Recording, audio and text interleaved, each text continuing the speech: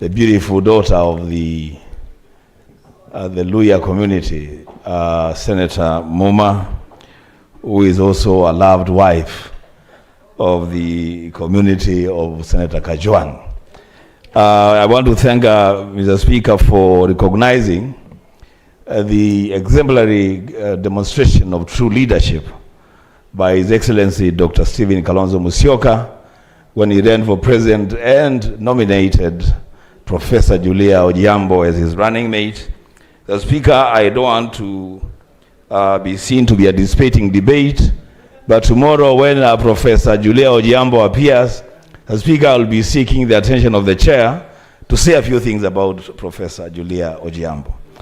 Having said that, the Speaker, I want to comment on the statement on the Kenya National Highways Authority and the relocation of the traders along the road reserves.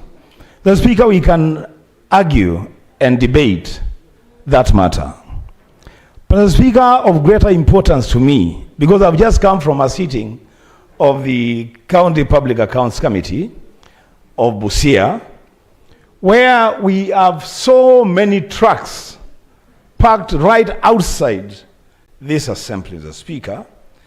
This county government is not allowed to collect fees from these trucks transiting through the county, and then interfering with the business of this place, the Speaker. The Speaker, I think, as a Senate, one of the things that I would encourage us to do, maybe through the area senator, is to find a way of the county government of Busia to get some cash, some revenue from these trucks, Mr. Speaker. A simple calculation. I've seen that they have said they have 1,800 trucks transiting through this county headquarters every day. If they were to charge only 1,000 shillings of transit fee, that would be 1.8 million Kenya shillings every day, translating to 54 million Kenya shillings in a month and 648 million Kenya shillings in a year. So, Speaker, one of the things that we always say about county governments is that we blame them for not looking for revenue streams, for own source revenue. Mr. Speaker, what's out of order now? So, Mr. Speaker, what is your point of order, Senator, for now? Can you just wait for people to debate? I'm sorry, but I have to raise understanding order number 105 on the statement of facts. The Constitution is quite clear on the kind of taxes that county governments can collect and the taxes that the national government can collect. If the distinguished senator is now asking Busia County to charge truckers here, what will Kisumu do? What will Eldoret do? So by the time your businesses are working here, all the way to Nairobi, truckers will be paying millions of shillings. Is that really what we want to do? So, Mr. Speaker, the Constitution is clear. County governments can only collect stipulated revenues, which are also transferred to the County Government Finance Act. So let us not confuse the country. So is the distinguished senator in order to mislead the nation that Vihiga or Busia County can actually charge truckers moving from Uganda to Nairobi? Senator Olekena, your point of order is overruled. The county governments under Schedule 4, they can charge for parking fees. Any truck wishing to park within the county government, they will pay parking fees. Senator Enoch, proceed to conclude your remarks. Mr. Speaker, you know, it's a good thing when a senator admits laziness. Because I just said, Mr. Speaker, we should find innovative ways of helping the county government of Busia to collect some revenue from these trucks. Mr. Speaker, truth be told, these trucks, they interfere with business in Busia town. Truth be told. Mr. Speaker,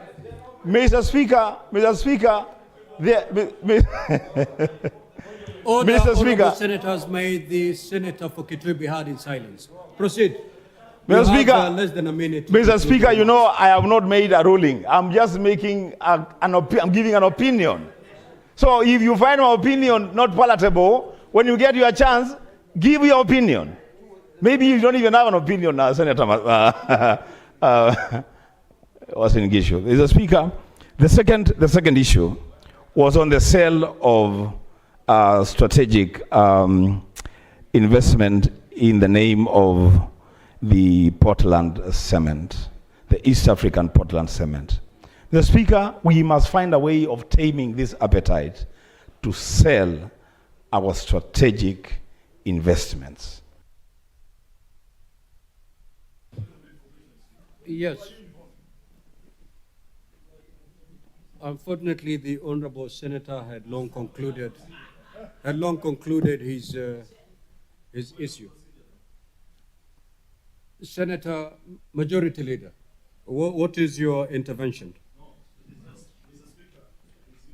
To the House, in the sense that I know the clerk's office is working on the communication, but at SBC this morning, you know, we made a decision that this matter, which I see colleagues are very passionate about, on the issue of the Busia border and Malaba, shall actually be discussed here extensively via motion, because the trade committee visited both station and the cohesion. And therefore, tomorrow morning, we have a motion to discuss this matter extensively. So I wanted the House to be in the know. There's no need to trade barbs at this point. We shall have sufficient time tomorrow morning. And also, lastly, Mr. Speaker, I hope later you shall inform the House of what time we shall be visiting that station before the House resumes tomorrow morning. I thank you. It's true what the Majority Leader has just indicated. This matter was extensively discussed at the SBC, and it was found proper that a substantive motion be brought tomorrow, so that honorable senators will have an opportunity to discuss this substantively. And again, we also indicated during that meeting that for honorable senators to be in a position to debate that motion effectively, they need to understand the workings of the border post. And therefore, it has been agreed that tomorrow between 7:30 a.m. to 9 a.m., senators will have an opportunity, beyond the two committees that are visited there, the entire House will have an opportunity to go to the border post, so that as we debate the motion tomorrow, you will be debating on a point of knowledge. Senator Veronica.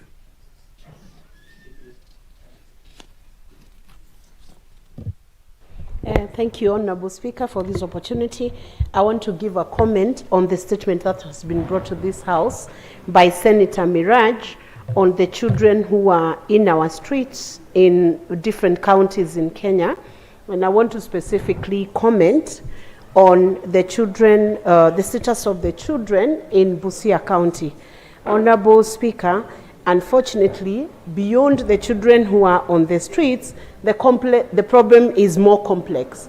They are not only being given child labor from the streets, they are also being burdened with responsibility, parental responsibility, of taking care of infants when they are between the age of 11, even 10 years. We have found pregnant teenagers in Busia County numbering about 4,562 or something thereabouts, that number of teenagers who are having to handle infants at their very tender age, Honorable Speaker.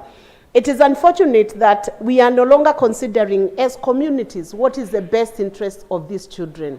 Children don't just land in the streets. We must ask ourselves, and as this committee is looking into this complex issue, we must answer the question of where are these children who are landing in the streets coming from? Are they coming from broken families? Are they coming from situations where, Honorable Speaker, has rendered these children to survive on the streets, trying to raise income that they need, Honorable Speaker? What are the schools doing about the children who are falling out of school? We might reach a situation where every county government will have to now take account for the children within their counties who are on the streets, Honorable Speaker. In the best interest of children, Honorable Speaker, it will be befitting for this Senate to consider that complex question, because where are these children who are in the streets going to be 5 years from now, when they turn into teenagers, when they turn 18? What does this society expect these children to turn out to be? Are we waiting for children to turn into small gangsters and eventually turn into the huge gangs you might find on the streets, Honorable Speaker? And yet when these questions are raised, they sound simple, they sound as though they should not be given a lot of attention. If you look at the debate which has been raised in this House today, I believe highways are important, infrastructure is important, but the family unit and the welfare of children and the people of Kenya is equally very important. If you look at the number of senators who are commenting on the highway, and unfortunately the male gender, yet they are the fathers of these children who are on the streets, you will find they are more interested in the roads. They are not interested in the cohesion in family. Time has come, Honorable Speaker, for this House to have a committee called Gender and Honorable Family Senator. Committee. Senator Funandi, there's nothing disorderly in that. To sort out the issues, Honorable Speaker, to sort out the issues we have in this nation. It will be important for Parliament to have a committee known as Gender and Family Committee. We look at the issues that have broken down in Senator the family. Funandi. Honorable Speaker, Conclude. Honorable all Senator, these conclude. issues will be resolved. We will be able to resolve our roads when we resolve the family matters.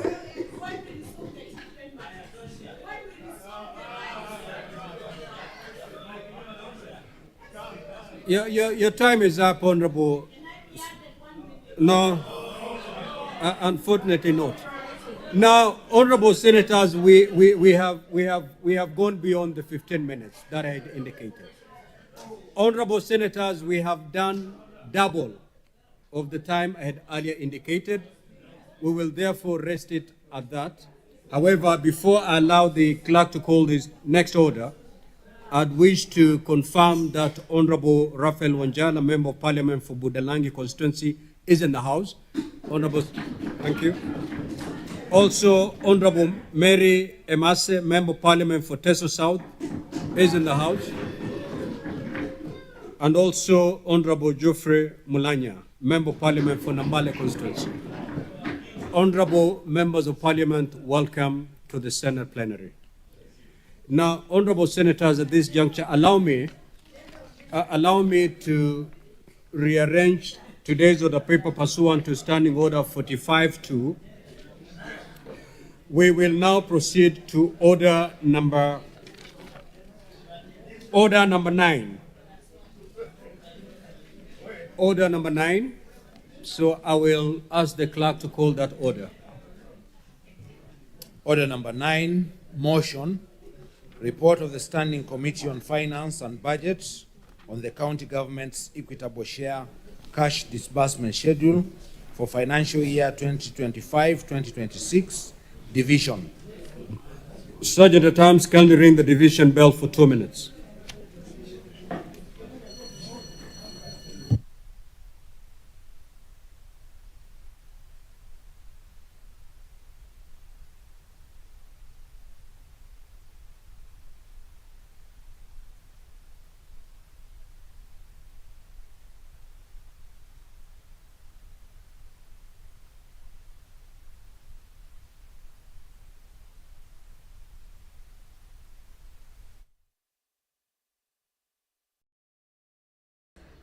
The quorum bell is now ringing at the Senate this afternoon, following the directives by the Speaker of the Senate, Honorable Amason Kingi, who has directed the Sergeant at Arms to ring the quorum bell for 2 minutes rather, for the House to consider the report of the Standing Committee on Finance and Budget on the county government's equitable share cash disbursement schedule for the financial year 2025-2026.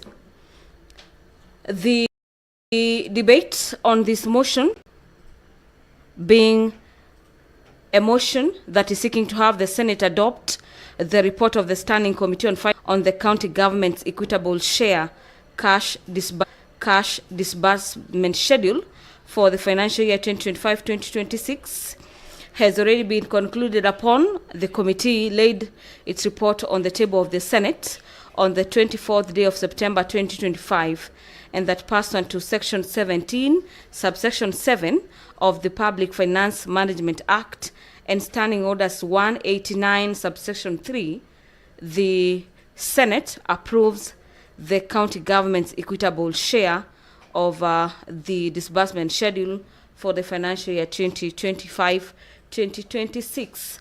Upon the lapse of that quorum bell that has been allocated 2 minutes, the House will be voting on this motion.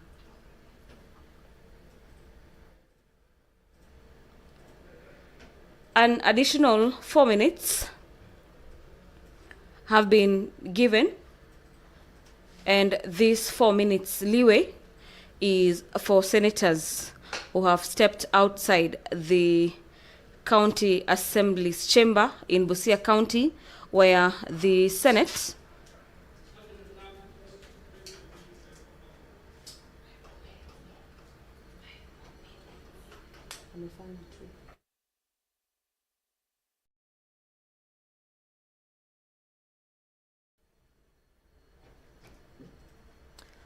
well, that division bell is an alert to senators within Busia County Assembly precincts to make their way back into the chambers where the Senate will be considering its plenary business for the better part of this week,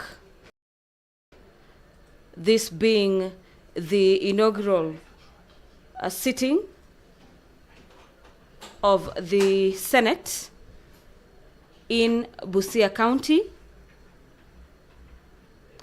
On this very first day, the House has already deliberated on a number of business before the senators, among them being the issue of transport along the Malaba border, the institution of family, with senators raising a number of issues that they will want the committees, the respective committees where these statements have been directed to address.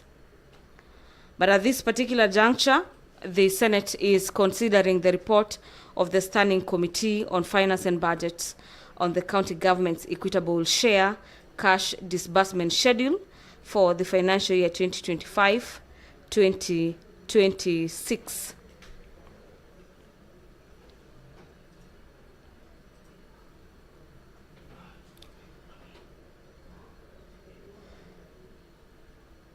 The House will shortly be voting on this motion to adopt the proposals in the report. And remember, this is the report that is proposing the equitable share of revenue to different counties. Sergeant at Arms, kindly close the door and draw the bars.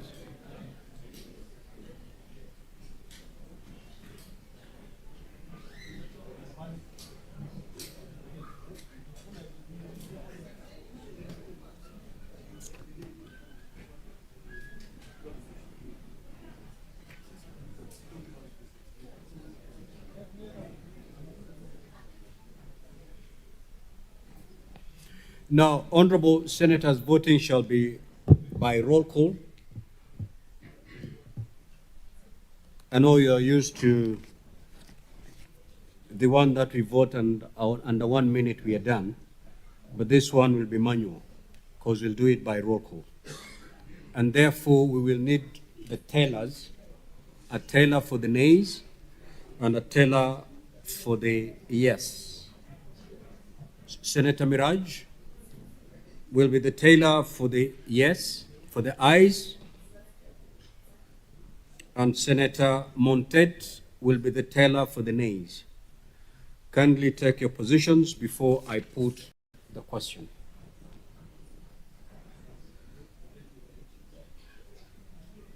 Thank you. I will now proceed to put the question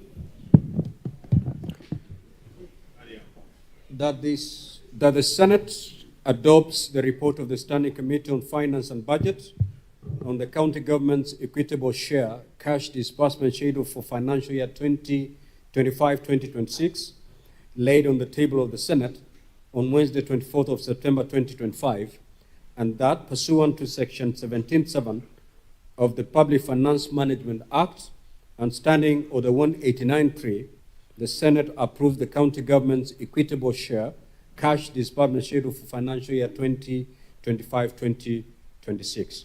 Now, the clerk is going to call the names of the senators in alphabetical order. Clerk, you may proceed.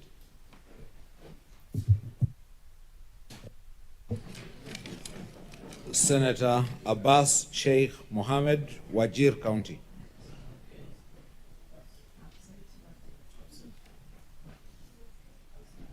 Senator Adan Dulo Fatuma, Isiolo County.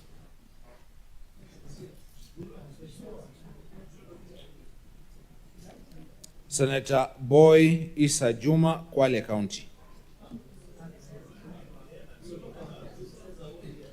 Senator Cherarke Samson, Nandi County.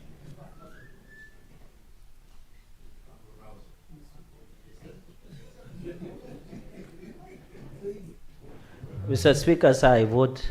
Is it yes? Yes, I vote yes. Senator Cheriot Aaron Kipkirui, Kericho County. Mr. Speaker, Kericho votes yes. Senator Chesang Alan Kiprotich, Trans Nzoia County.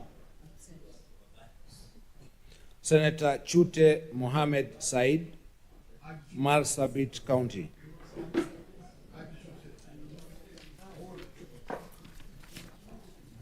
Senator Ekomwa James Lomenen, Turkana County.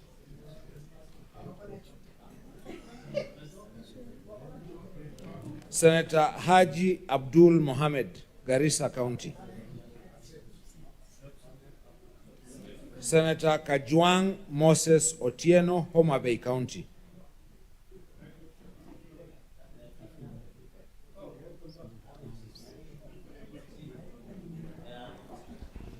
Mr. Speaker, I vote yes. Senator Kamau Joseph Githuku, Lamu County. Mr. Speaker, I vote yes. Senator Kathuri Murungi, Meru County. Honorable Speaker, I vote yes. Senator Keroche Tabitha Karanja, Nakuru County.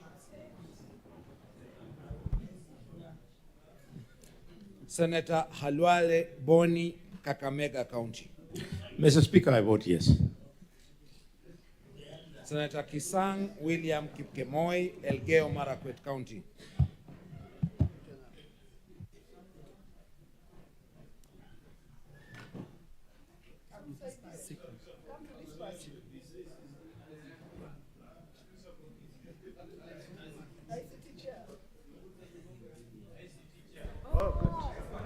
Good. Elgeyo Marakwet County votes yes. Honorable Speaker.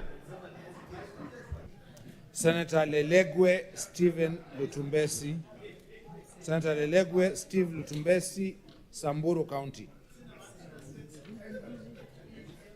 Senator Maanzo Daniel Kitonga, Makueni County. Senator Mazayo Stewart Mwachiru, Kilifi County.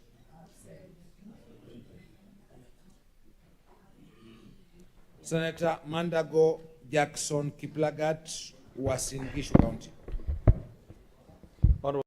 I vote yes.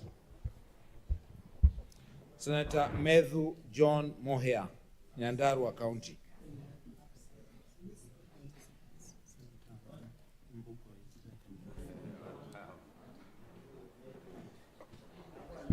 Mr. Speaker, sir, on behalf of Nyandarua, I vote yes.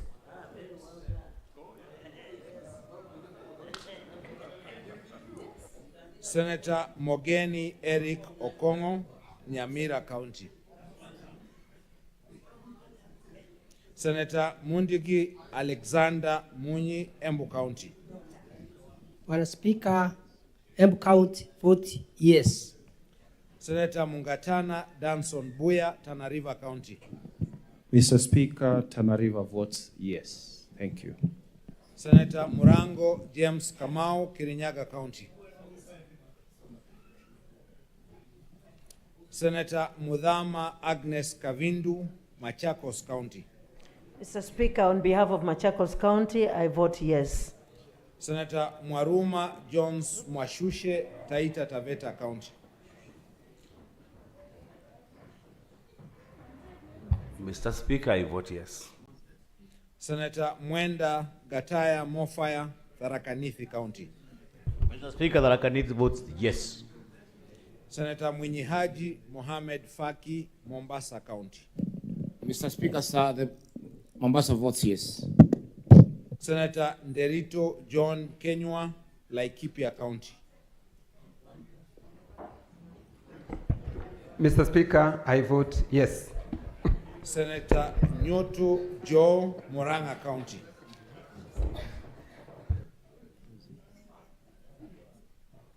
Senator Ojienda Odhiambo Tom, Kisumu County. Senator Oginga Oburu, Siaya County. Mr. Speaker, sir, Siaya County votes yes. Senator Okech Eddie Gicheru, Migori County.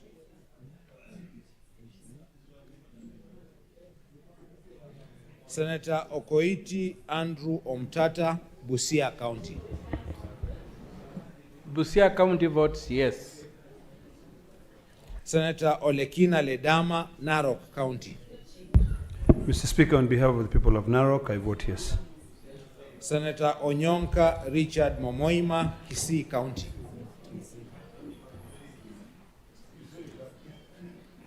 Senator Osotsi Godfrey Atieno, Vihiga County. Mr. Speaker, the great people of Vihiga vote yes. Senator Recha Julius Murgor, West Pokot County. Mr. Speaker, West Pokot votes yes. Senator Roba Ali Ibrahim, Mandera County.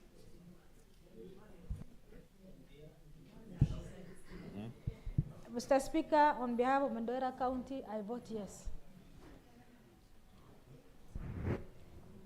Senator Seki Lenku Olekanar, Kajiado County.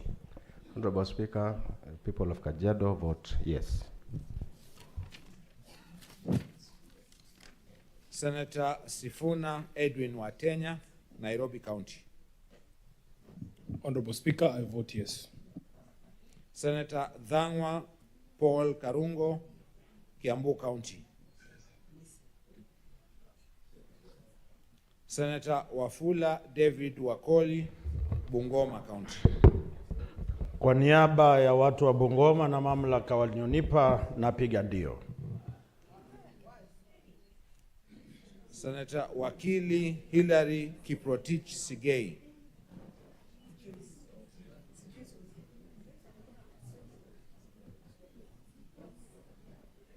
Senator Wamatinga Wahome, Nyeri County.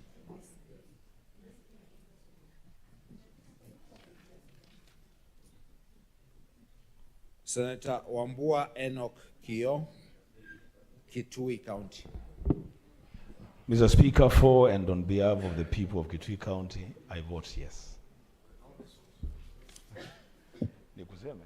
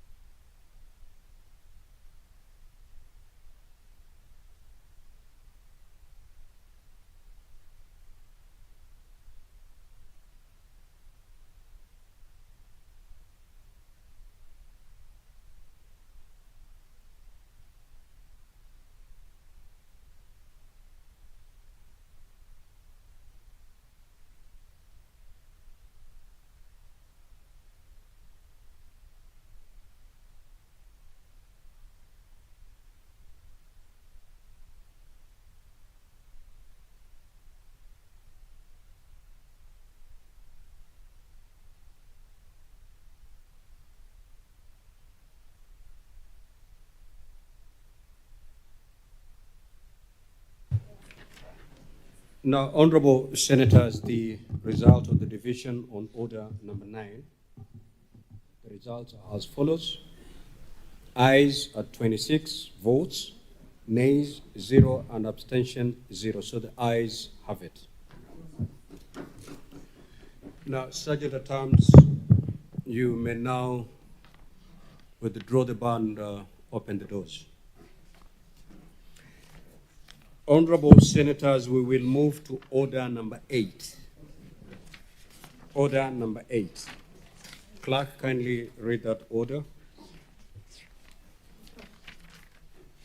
Order number 8, motion, report of the Standing Committee on Devolution and Intergovernmental Relations on a petition to the Senate by Mr. Japheth Makoha, the Executive Director of the Impact CBO, to amend the County Governments Act 2012 on the mandate of the county governors assigning portfolio of a county executive committee member to the deputy governors. Question to be put.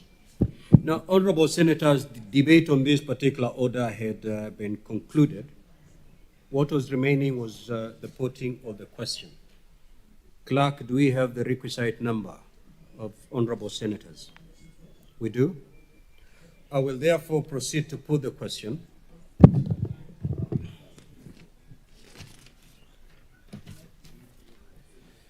That the Senate adopts the report of the Standing Committee on Devolution and Intergovernmental Relations on a petition to the Senate by Mr. Japheth Makoha, the Executive Director of the Impact CBO, to amend the County Governments Act 2012 on the mandate of the county governors assigning portfolio of a county executive committee member to the deputy county governors laid on the table of the Senate on Thursday, 25th of September 2025. Will as many as of that opinion say aye? Aye. Will as many as of the contrary opinion say nay? Nay. The ayes have it. Next order.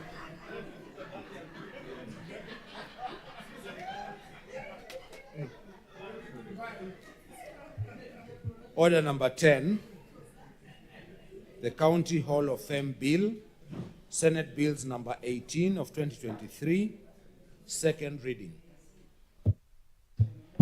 Senator Miraj Abdullahi.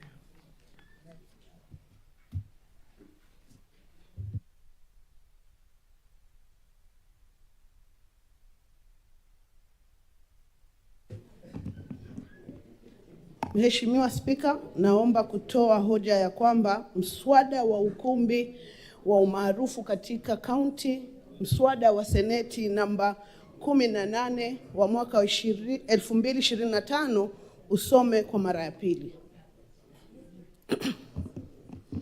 Mheshimiwa Spika, mwaka wa 2010 katiba ya Kenya ilianzisha mfumo wa serikali gatuzi ambao ulitambua kitambulisho cha kipekee cha utamaduni na michango ya kaunti zetu 47. Hata hivyo, ugatuzi hauhusu tu uhamishwaji wa majukumu na rasilimali, bali pia inahusu kusherehekea mashujaa mabingwa wetu ambao wameunda kaunti. Senator Wabua, let Senator Milanj be hand in silence. You know, she's listening to herself. Kindly. Asante Bwana Spika. Hata hivyo, ugatuzi hauhusu tu uhamishaji wa majukumu na rasilimali, bali pia unahusu kusherehekea mashujaa na mabingwa wetu ambao wameunda kaunti zetu za kitaifa na jukumu la kuipatia huduma zao za kipekee. Kujitolea na mafanikio yao yatakayohusishwa na ushujaa kiujumla kupitia huduma zao za kipekee. Bwana Spika, tunaenda kuangamiza historia hii na turathi ambazo hawa mashujaa wetu wamefanya katika gatuzi zetu. Hivyo basi kutakuwa na pengo la kihistoria la yale ambayo wao wameyafanya kama mashujaa wetu. Kumbukumbu zetu zinaenda kudhoofika na vizazi vinavyokuja havitakuwa na sehemu ya kuona kwamba ni nani alifanyia nini gatuzi zetu.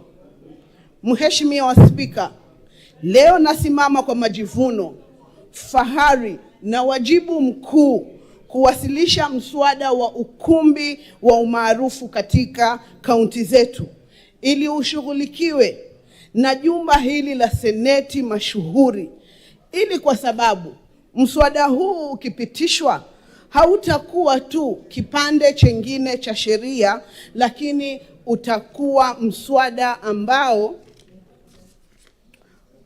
utakuwa chombo cha mabadiliko kinacholenga kuheshimu na kutukuza ubora huko mashinani mwetu, kwa kuanzisha mfumo utakaowezesha serikali za kaunti kukuza watu walioleta umaarufu, sifa na maendeleo kadha wa kadha katika kaunti zetu. Mheshimiwa Spika, mswada wa ukumbi wa umaarufu katika kaunti zetu unalenga kuziba pengo ambalo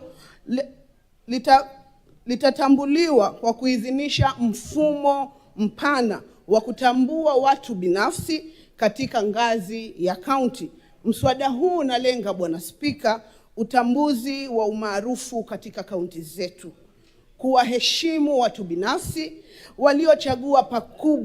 waliochangia pakubwa katika kaunti za nchi yetu, kwa kuhakikisha ubora wa kusheherekewa katika kila ngazi ya utawala na katika kila kiwango cha kitaifa. Pili, kudumisha turathi za kitamaduni. Kuanzisha kumbi hizi za umaarufu, Bwana Spika, katika kaunti zetu kama hifadhi za historia na utamaduni na turathi zetu kutahakikisha kuwa na hazina ya matukio ya kila kaunti inayohifadhiwa kwa ajili ya vizazi vijavyo. Bwana Spika, kuhamasisha vizazi vijavyo. Mapendekezo ya sheria hii, Bwana Spika, itakuwa kielelezo cha kuigwa na mifano ya kupigwa ubora katika ngazi za ugatuzi ambazo vijana wanaweza kuiga na kudhihirisha kuwa ushujaa na mafanikio ya kila kaunti inahifadhiwa kwa ajili ya vizazi vijavyo. Tatu, Bwana Spika, kuimarisha upekee wa kaunti. Kukuza hisia kubwa na kujivunia na fahari kwa kusherehekea michango na mafanikio ya kipekee yanayotambulisha mwelekeo na turathi za kila kaunti. Mheshimiwa Spika, kule Mombasa tuko na vijana mahiri, vijana ambao wameweza kupambana na janga la mihadarati. Kijana kwa jina Taib Abdurrahman amekuwa ni kijana wa kwanza kuonesha ukakamavu na ushujaa, kuanzisha vikao vya kuweza kuzungumza na wale walioathirika, na mpaka sasa hata serikali kuu imeweza kukaa naye Bwana Taib Abdurrahman ambaye ndo muasisi wa Reach Out Center ambayo imesaidia waraibu wengi kurudi katika njia na barabara iliyo sawa. Bwana Spika, mapendekezo ya sheria hii inaenda kuimarisha na kukuza utalii na elimu katika gatuzi zetu. Inaenda kuunda vituo vya masomo na utalii tamaduni utakaoelimisha wakazi kuhusu historia yao na kuwa na uwezekano wa kuzalisha mapato ya kuendekeza kaunti zetu.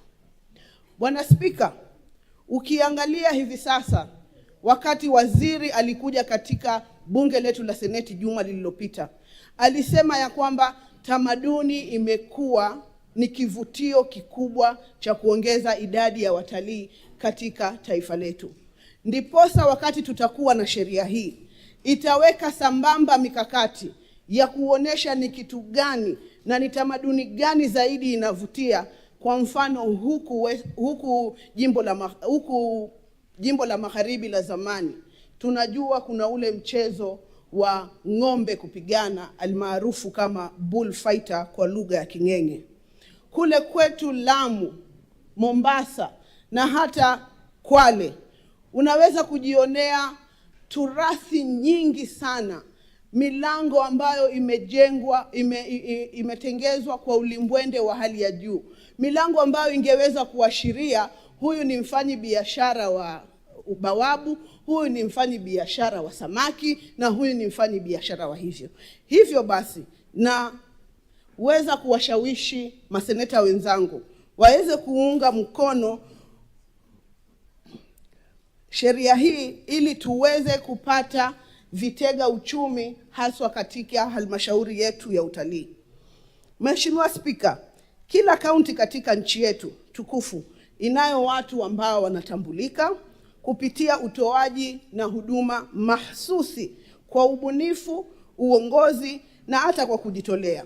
Kuanzishwa kwa mwalimu wa shule kule kaunti Garissa iliyoamrisha viwango vya elimu katika jamii. Mhudumu wa afya katika kaunti ya Turkana aliyetekeleza majukumu yake kwa uadilifu licha ya mazingira magumu. Mjasiri ya mali kutoka kule maeneo ya gatuzi ya Nyeri aliyetoa nafasi za kazi na kuchangia ukuzaji wa uchumi, hadi kwa mhifadhi wa tamaduni katika kaunti ya Lamu aliyejitolea kuhakikisha kwamba tamaduni zetu zinalindwa na wahitaji kutambuliwa. Mswada huu, Bwana Spika, unapendekeza kubuniwa kamati ya uteuzi katika kila kaunti yetu itakayojumuisha watu wanaoheshimika, wakiwemo mawaziri wa kaunti zetu wanaohusika na masuala ya utamaduni na turathi, katika katibu wa bunge la kaunti, mwenyekiti wa bodi ya huduma za umma ya kaunti na maafisa wa umma watakaoteuliwa. Kamati hii itahakikisha, Bwana Spika, ya kwamba uteuzi unafanywa kwa njia ya uwazi, shirikishi na kuzingatia sifa na vigezo maalum katika mchakato utakaohusisha umma kwa njia ya mikutano na kuwasilishwa kwa nyaraka za maoni.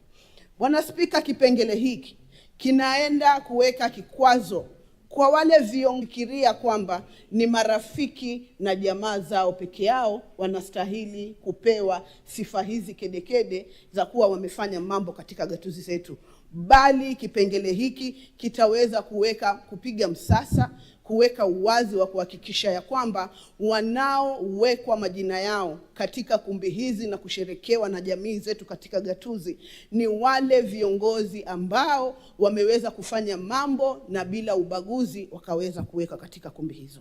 Zaidi ya hayo, Bwana Spika, mswada wa umaarufu kwamba serikali za kaunti zinaweza kuteua majengo maalum ya umma yaliyopo na kusimamisha miundo mipya ili kutumika kama kumbi za umaarufu na kuhakikisha unyumbufu katika utekelezaji huu za kidumisha hadhi na udumifu wa heshima zile zinazostahili.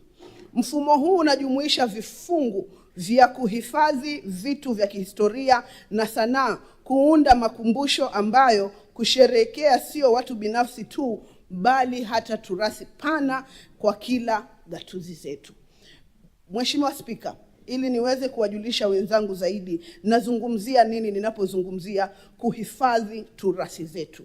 Kule Mombasa, kule Kilifi, utapata kwamba turathi ama vazi ambalo linapendwa sana na watu wa Kilifi ni kisutu, lakini ni vazi ambalo hivi sasa watu wote wa Kimijikenda wanajivunia kwalo, isipokuwa kule Kwale na jamii ndogo ya Wadigo katika gatuzi yetu ya Kwale. Wao nguo yao na turathi yao ni kikoi kile cha rangi ya samawati.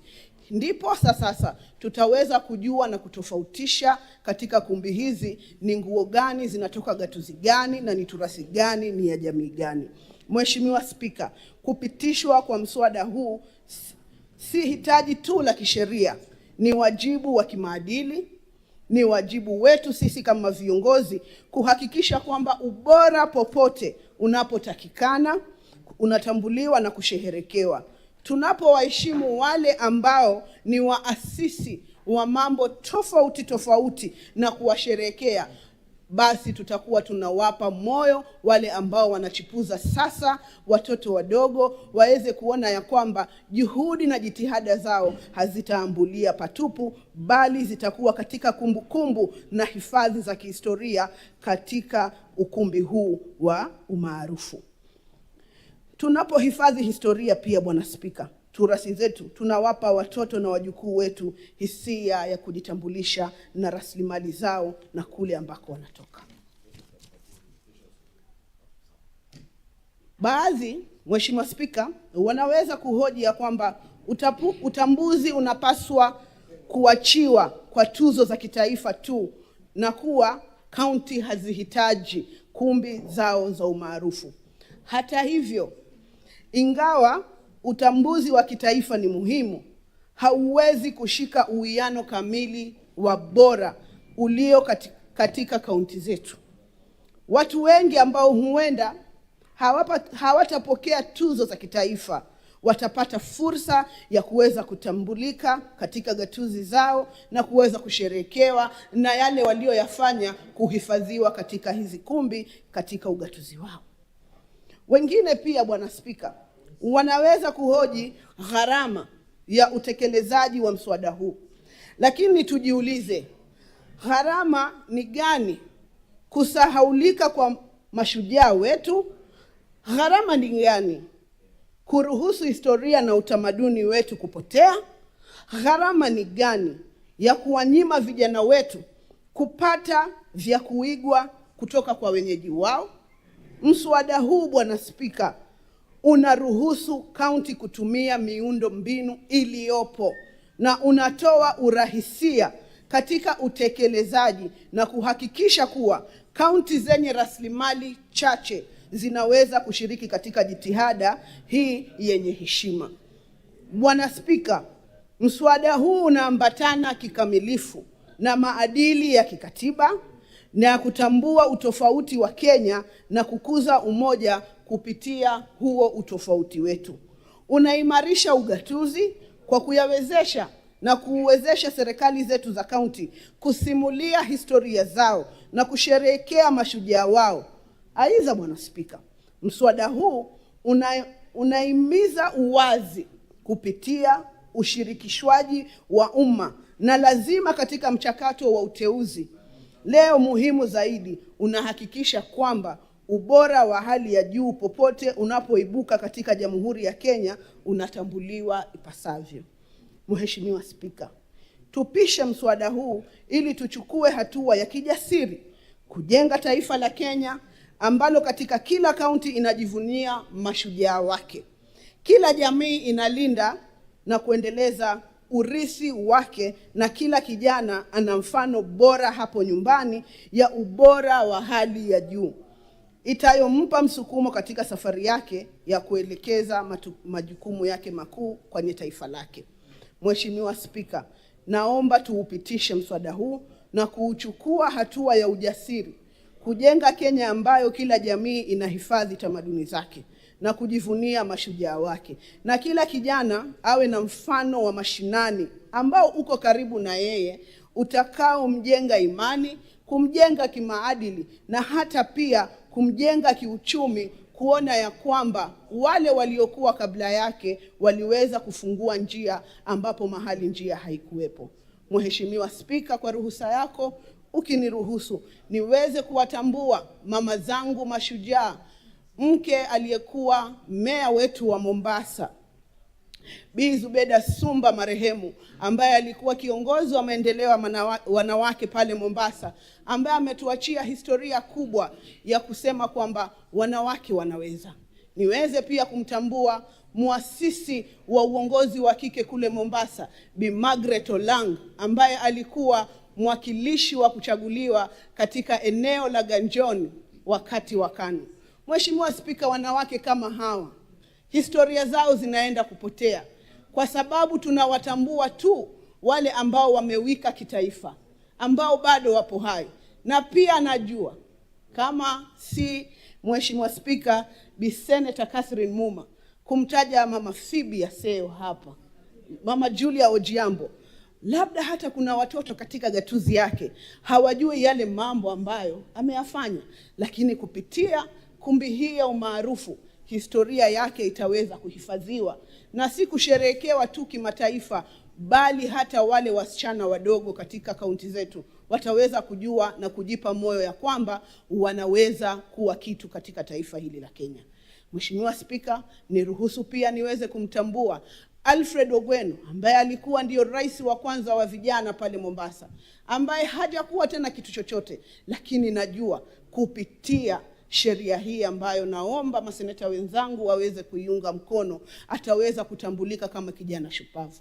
Kijana Alfred Sigo kutoka kule Changamwe, kijana wa kike Baby Manga maarufu kutoka Likoni, na ndugu zangu wote ambao tumekuwa katika mapambano ya mageuzi, kwa sababu najua katika miaka yetu tutakayoishi sio sote tutakaopata fursa ya kuongoza jamii yetu, lakini kupitia ukumbi huu wa umaarufu tutaweza kuwatambua na kuwasherehekea katika juhudi ambazo mnazifanya katika jamii yetu ya Mombasa na Kenya nzima kwa jumla. Mheshimiwa Spika, naomba nimuite Profesa Kamar Senator aweze kuja kuniunga mkono katika hoja yangu hii. Asante sana.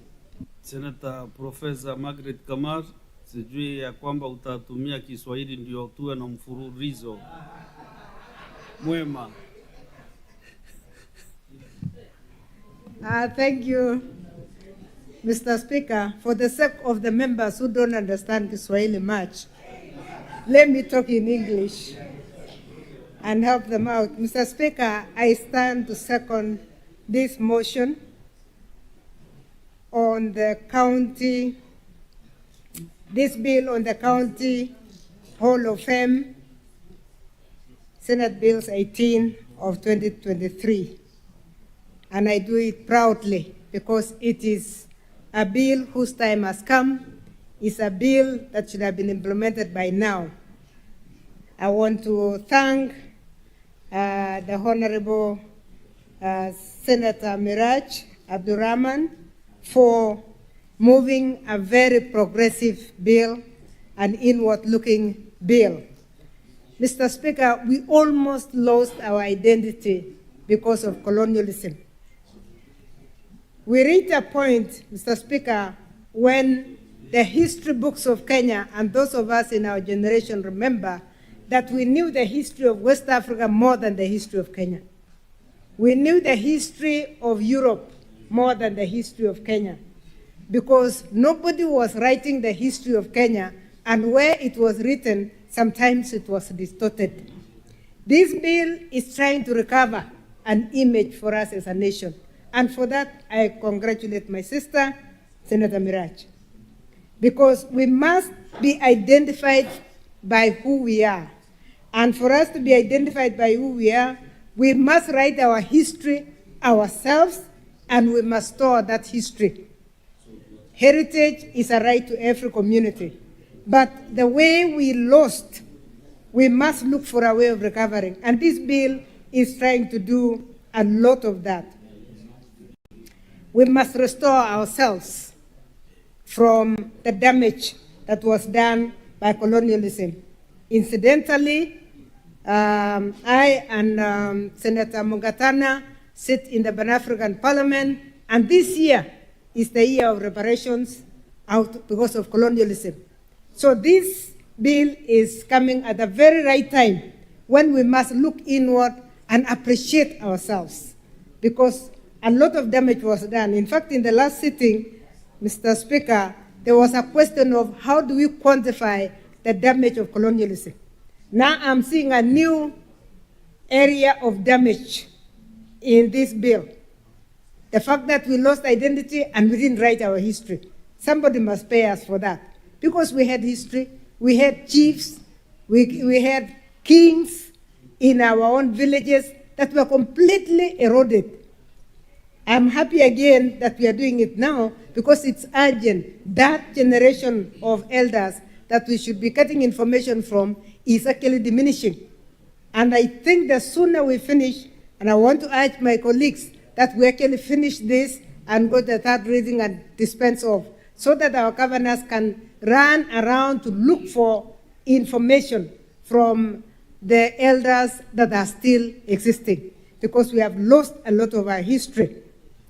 So we cannot afford to delay, Mr. Speaker. Mr. Speaker, the objective, this bill has wonderful aims. First, to recognize local heroes. There is no community that does not have its own heroes. But we now know them by name, and we sometimes don't even know what they did, because nobody documented them. And we need to document that. Recognition of local heroes is a very important thing for us. We were made to believe that our heroes in the colonial times were actually fighters against modern life, and so we are pushed to believe that they are not there. We thank God for the Maasais who have resisted changing their clothes up to now, the Ma community, that they say their dressing will continue, whether you are modernizing or not, and our brother was here in full regalia today. There are things that we have lost.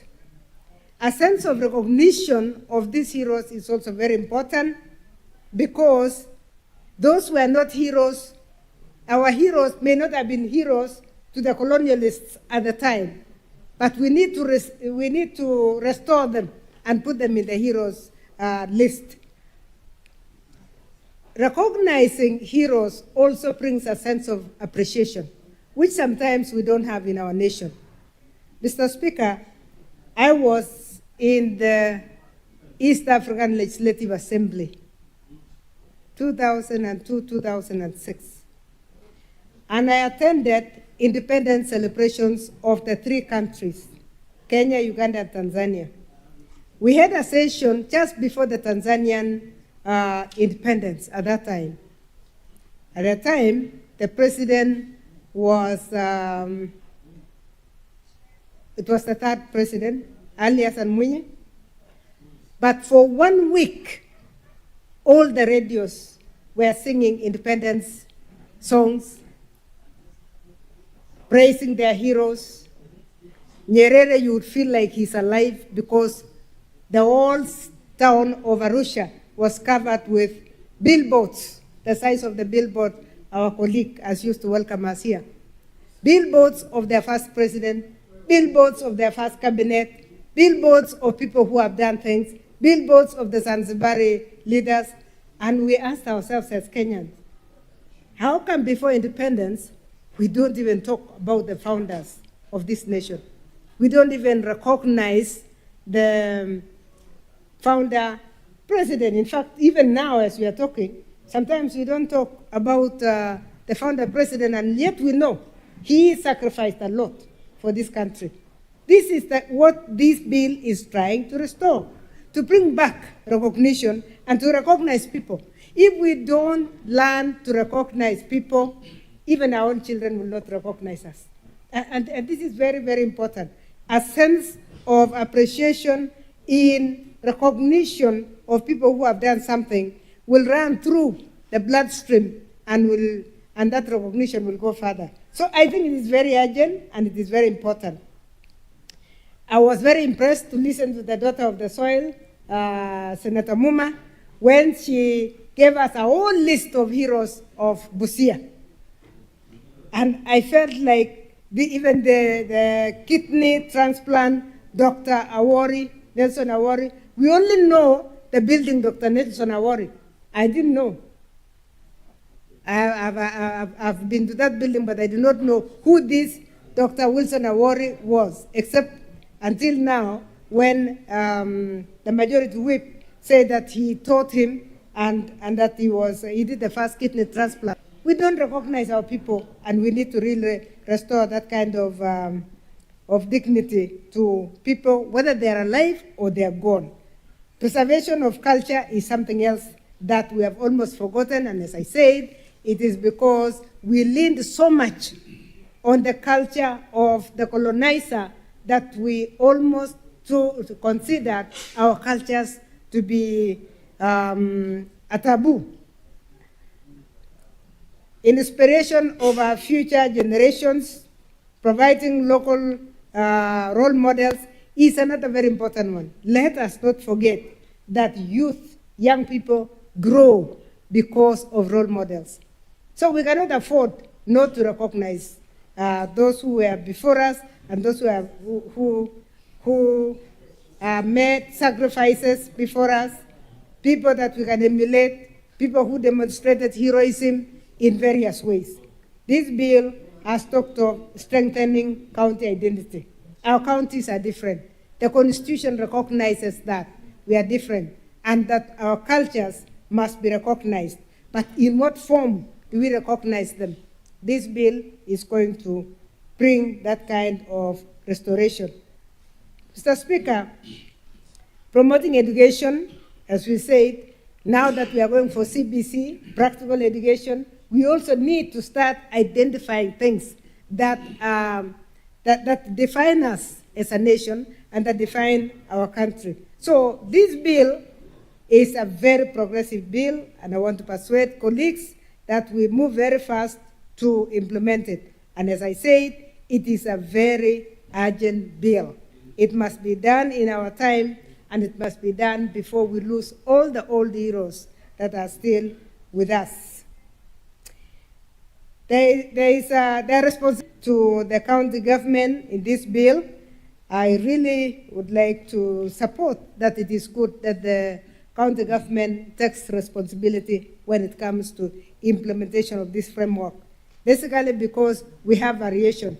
This county, we have been told, has 3 different communities, and they must be recognized as such within the county. But that reduces to looking at cultures of 3 communities instead of looking at cultures of 47 or 46 as we are. So it is very important that this is homed at the county level.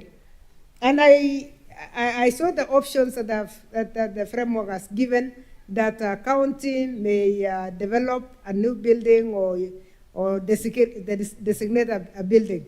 I really want to encourage that we can clean that one up, that they must actually give us new buildings and new areas so that we have our culture. What I see in this is something like bombers in every county, where the cultural dances also will be displayed for purposes of tourism, and that it will not be only an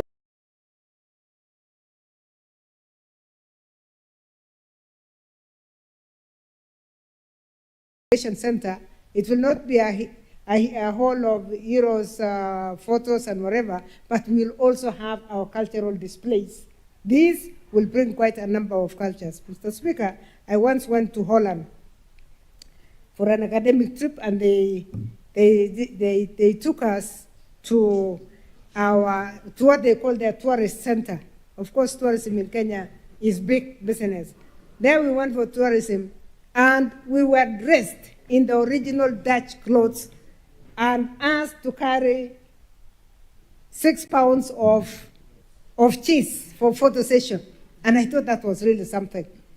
But as we went, and the university program taken care of by our hosts, interestingly, they were paying $100, which is about now, the cost of, it's about 13,000 shillings, just to enter and take a photo and go. And these are areas that we need to diversify. In any case, our tourism has not been diversified the way it should. We could be having more touristic products if we went for that. So it is good that we want to that we do it at the county level. Mr. Speaker, I really agree with the very statement that Senator mentioned, that really this is not just legislation. It is about moral obligations for us.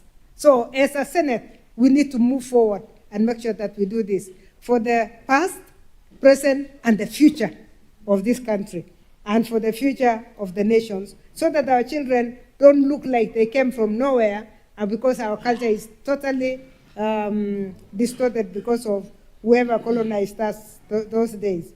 Mr. Speaker, as I wind up, I want to mention that there are a number of aspects that have come there, and there is one on costs. That sometimes we look at costs and we don't realize that a small cost today can pay you more in the future. But I like the phrase that was used, again, for those who did not understand because it was in Kiswahili, she put it very clear. That sometimes the cost of implementing the bill is debated. But we must ask ourselves, what is the cost of forgetting our heroes? What is the cost of allowing our history and heritage to disappear? What is the cost of denying our young people local role models? The bill allows counties, therefore, to use existing facilities for the sake of reducing that cost, but the truth is that there is no cost. You cannot put a cost to this. You cannot put a cost to forgetting heroes, those who were with us before, those who charted the way for this nation, and those whose heritage we need to preserve. Mr. Speaker, may I wind up by asking my colleagues that I want to repeat, this is not a bill that we would like to spend too much time on. This is a bill that you read and you want to implement so that we recover what must be recovered and document what must be documented. With those remarks, Mr. Speaker, I second.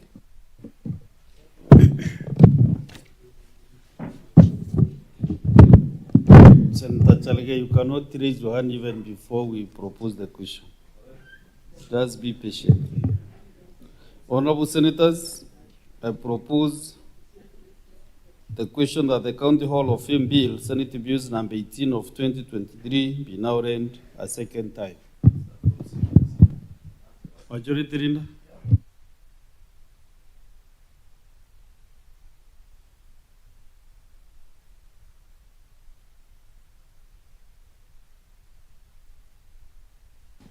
Mr. Speaker, I'm wondering if we have lost the traditions of this House.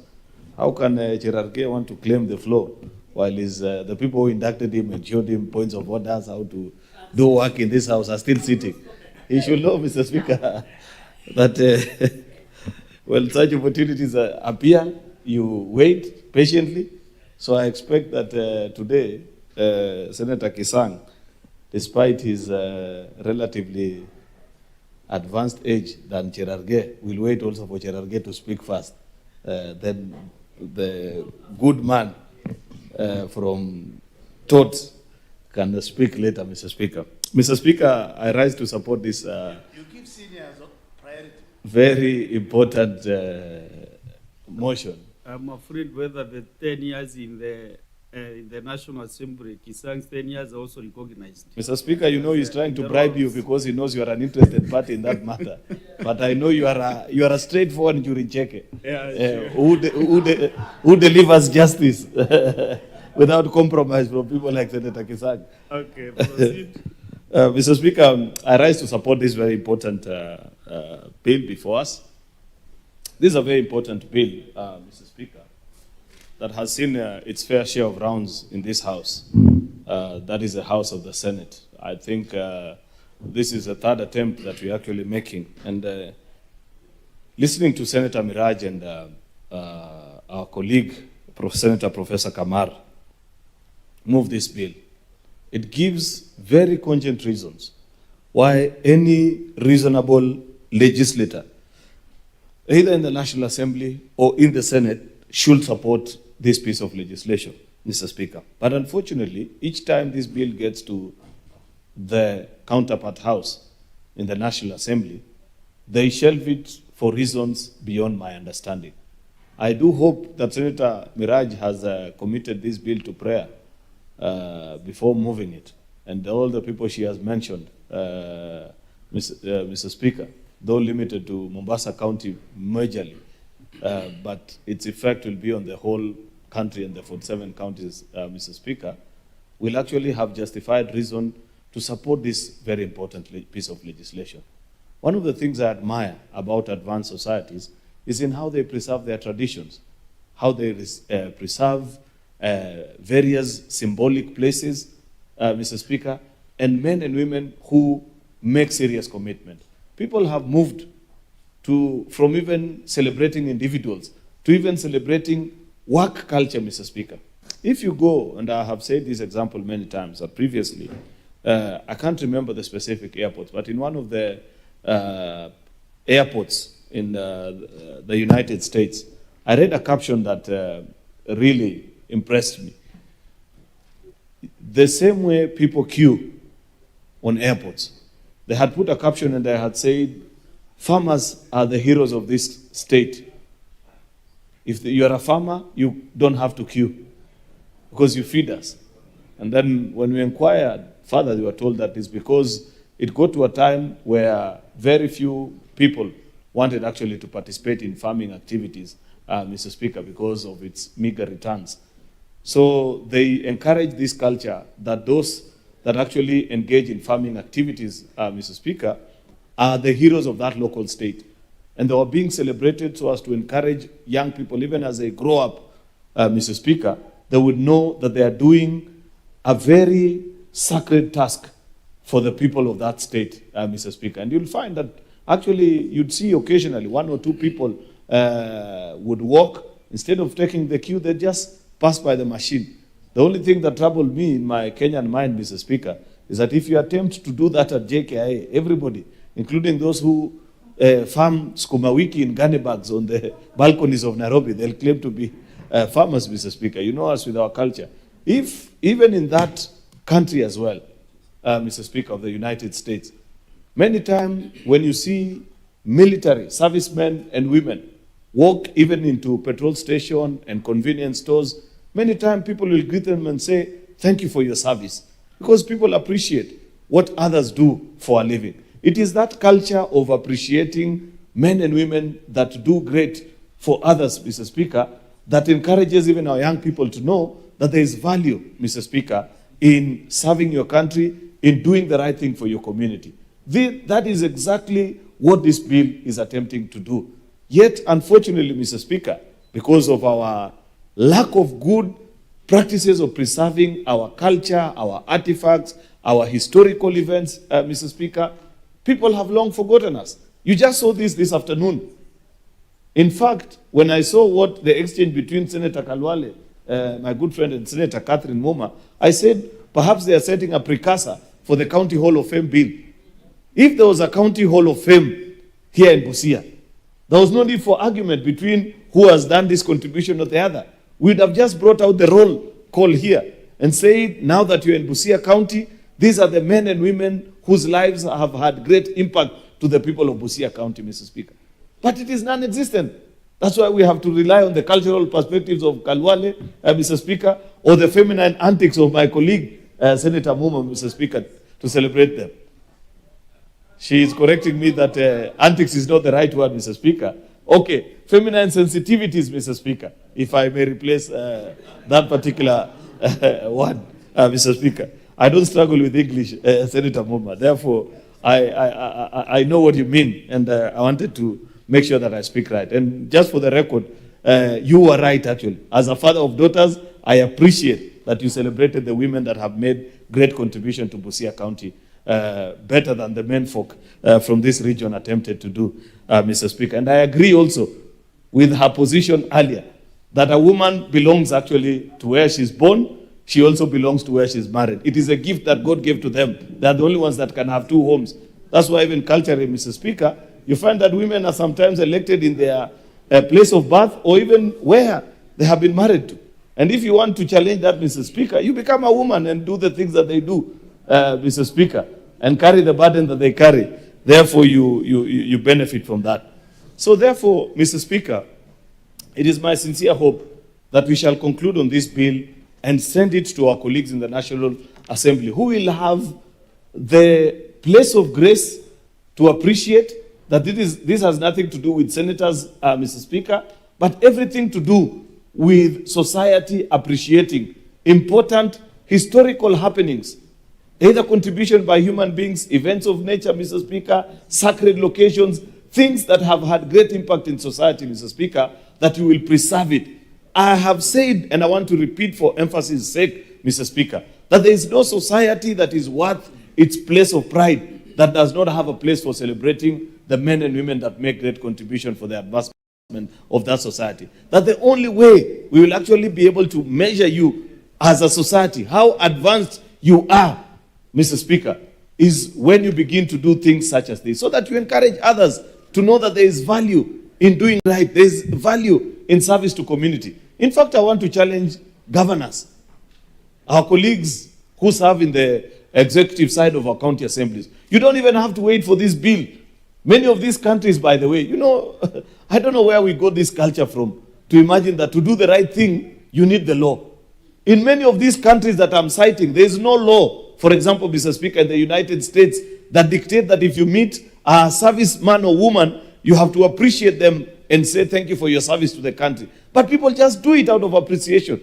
Therefore, I want to challenge colleague governors and people that are listening to this broadcast, Mr. Speaker, that there is nothing that stops our county governments from celebrating and setting up county hall of fames, Mr. Speaker, even without the passage of this legislation, Mr. Speaker, so that you appreciate the people that have made significant contribution to your community, to your country. Even the president, Mr. Speaker, must set up this thing at a national level so that we appreciate and set it to the level, Mr. Speaker, where the men and women that have made our country great, Mr. Speaker, all have brought us moments of national pride, Mr. Speaker. Will you ever pay Faith Kipyegon for the moments she has given us over all those world championships and Olympics each time? When you stand beyond in front of a TV, from whichever part of the world that you're watching from, and see her conquer the world, Mr. Speaker. Money will never repay. That's why I was a little bit disturbed last week, actually, Mr. Speaker. I never got a chance to look at my colleagues. I don't want to mention them, but they know themselves, who appear to be besmirching the Harambee Stars players, actually, who are just encouraged to invest in the affordable housing program. And they took issue with it and say, oh, why are they being rewarded? Number one, they were not being rewarded. They were just being encouraged to invest in it. I thought as legislators, Mr. Speaker, we would say, if you recall the triumph and the journey of our young people that had participated in the Chan 2024 that happened in Kenya, Uganda, and Tanzania, Mr. Speaker, is that they came at a time, actually, Mr. Speaker, doom and gloom in the country as a follow-up to the political activities of June and July. And they brought us very good reprieve as a country and a moment of national pride. That is not something that you can ever replicate, Mr. Speaker. No amount of money will ever buy or bring a country together the way our sportsmen and women, just to use them as an example, Mr. Speaker, do each time when they represent the country and they do us proud, Mr. Speaker. That moment when you feel proud as a Kenyan, Mr. Speaker. That's what decent societies do. We don't need legislation such as this, Mr. Speaker, to remind us.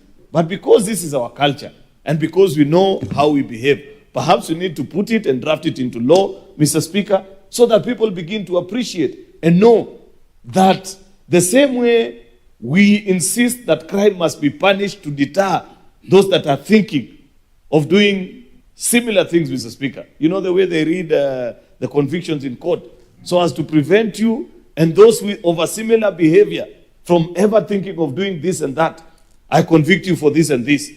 This is an attempt to do the same for those that have done great, so that when young people from a particular primary school in Busia here, Mr. Speaker, visit the Busia County Hall of Fame, they will read about the Julia Ojambo professor that Senator Catherine Muma was talking about, her biography, the things that she has done, where she went to school, and her contribution and her relevance to the people of Busia. It inspires our young children. Otherwise, Mr. Speaker, if we leave it as it is today, they will get inspiration from TikTok alone, Mr. Speaker. And the people that are doing some funny things in there, because there is no place that they can go and read about the history of their county, of their community, of their region, Mr. Speaker, and how the contributions of eminent sons and daughters of that region or place or country, Mr. Speaker, has been captured and recorded. We will not be here for eternity. In another few decades, most, if not all of us, in this house, Mr. Speaker, will be part of the history books. How will people remember our contribution? If indeed we would have done something good for the country or for the county that we represent, if we don't begin this kind of culture. Many times you walk, even in European cities, and you find very insignificant acts, Mr. Speaker. I remember being in one of the capitals, I don't recall the specific place, but they just celebrated an individual, Mr. Speaker, whose contribution to that community was the fact that for the longest time, he ran a newspaper magazine store that the greater part of that county or municipality got their news from for, I think, for a couple of decades, Mr. Speaker. And at the end of his life, the local municipal actually renamed that corner of the street in his honor, Mr. Speaker. Little contributions. It doesn't have to be the people that make great, exceptional things that we think, oh, this person did something that was life-changing. It could be just somebody that did something as honorable as selling newspapers, informing people, and their bread of life dutifully and diligently, and did so for a record number of years to a point that people appreciated that there was a honest person who served this community. I believe there are many such people, Mr. Speaker, who have done great things in our county. Not necessarily the things that we elites celebrate, but even in their ordinary life, just honest, decent life, Mr. Speaker. Something that is so lacking in our society in present day, Mr. Speaker, that to a point where people can begin to celebrate and say, there was a cobbler actually who kept his time. That unlike other cobblers who tell you that I was just waiting for the shoe to dry up before I knit it together, and when you walk away, they put it away, Mr. Speaker, that there was this gentleman who, for the time that he served in this place, lived a decent and a honest life, Mr. Speaker. I believe that that is a challenge to all of us that are in leadership and all of us as a society. Because part of the struggle that the Kenyan society continues to face up to this date, Mr. Speaker, is the fact that we lack good examples for people to follow. Everybody is on and about and doing their own things. There are very few men and women to emulate anymore. I don't know, Mr. Speaker, about your concerns, for example, as a father. I say this because as a father, many times you engage your kids and are concerned about the people that they consider to be their heroes. Apart from, you would think that the same way for you back in the day, it would be the professor by the corner in the village, or a particular individual who had a quote-unquote big job in Nairobi. For them, it's very interesting characters. And I want to encourage those of you that are young parents, like Senator Kajwang, Senator Cherargei, and the rest. I think Senator Mogeni, we can spare him this contribution because, at least to the best of my knowledge, his kids are all of adult age. But Senator Kajwang, Senator Cherargei, this is a conversation that you may sometime want to have with your young children, to ask them who their heroes and role models are. You'll be shocked that it is not necessarily the people that you yourself, growing up, used to think that I'd wish to be like so-and-so. So if we don't set up this culture, Mr. Speaker, of celebrating the men and women that do exceptionally well in our society, and finding a place to preserve their story and make sure that it is told in the right way, Mr. Speaker, we are setting a very bad culture for our society. It is my hope, Mr. Speaker, that in the formation of this Hall of Fame in our various counties, the designation of the place, because it is stated that there'll be a designated public building where this can be done. I have said, and I want to repeat, Mr. Speaker, that you don't have to wait for this bill as a county to do it. I'd encourage any forward-looking and any progressive governor, particularly those that are serving their second term, that actually begin this, and that will be part of your contribution to your society. In future, when people read about your history, it will be read that actually the culture of County X, Kericho County, Bungoma, Busia, I don't know, Vihiga, Mr. Speaker, celebrating its men and women was begun by Governor so-and-so. And this building was dedicated for the future of this society, so that in 100 years' time, people will come and read and know that there used to be a senator of theirs who used to do this or the other and is considered a local hero. It doesn't have to be even as politician. It could be a local priest, Mr. Speaker, whose contribution to making that society better make. Part of it also, Mr. Speaker, the part that I appreciate about this is actually preservation of historical items and artifacts. There's a place, for example, in my county, in Kericho, where when Queen Elizabeth visited, I don't know in which year, in the early parts of the 20th century, Mr. Speaker, that she visited and laid flowers in appreciation of how beautiful and vast that land is. I believe you've been to Kericho and you appreciate how beautiful and expansive the land is. That place, if you go there today, you'll find cows just leaping and donkeys, Mr. Speaker. You hardly even can recognize it. In fact, how I even came to know about it as a senator is that there is an old lady who walked up to me sometimes in Nairobi at a shopping mall and told me, by the way, Senator, you guys have really let me down. There is this particular corner of the county that I want you to visit and check. And she gave me the history of how that place became a historically relevant part of the county. And when I checked, actually, true to her telling of the story, Mr. Speaker, it was completely neglected and run down. Nobody even appreciated. I want to believe in more decent societies. A place that a person of that world fame has visited and done something that is symbolic and significant will at least be preserved for her admirers or for future generations, and people will want to know who was this particular person when they visit. There are many other things that can be said. There was a big contest back in the day, Mr. Speaker, about returning the head, for example, or the spear that was used by Koitalel Arab Samuel from the British forces. And up to date, that is yet to be done. How will it be returned, Senator Cherarged? You have not built the public building where to keep it.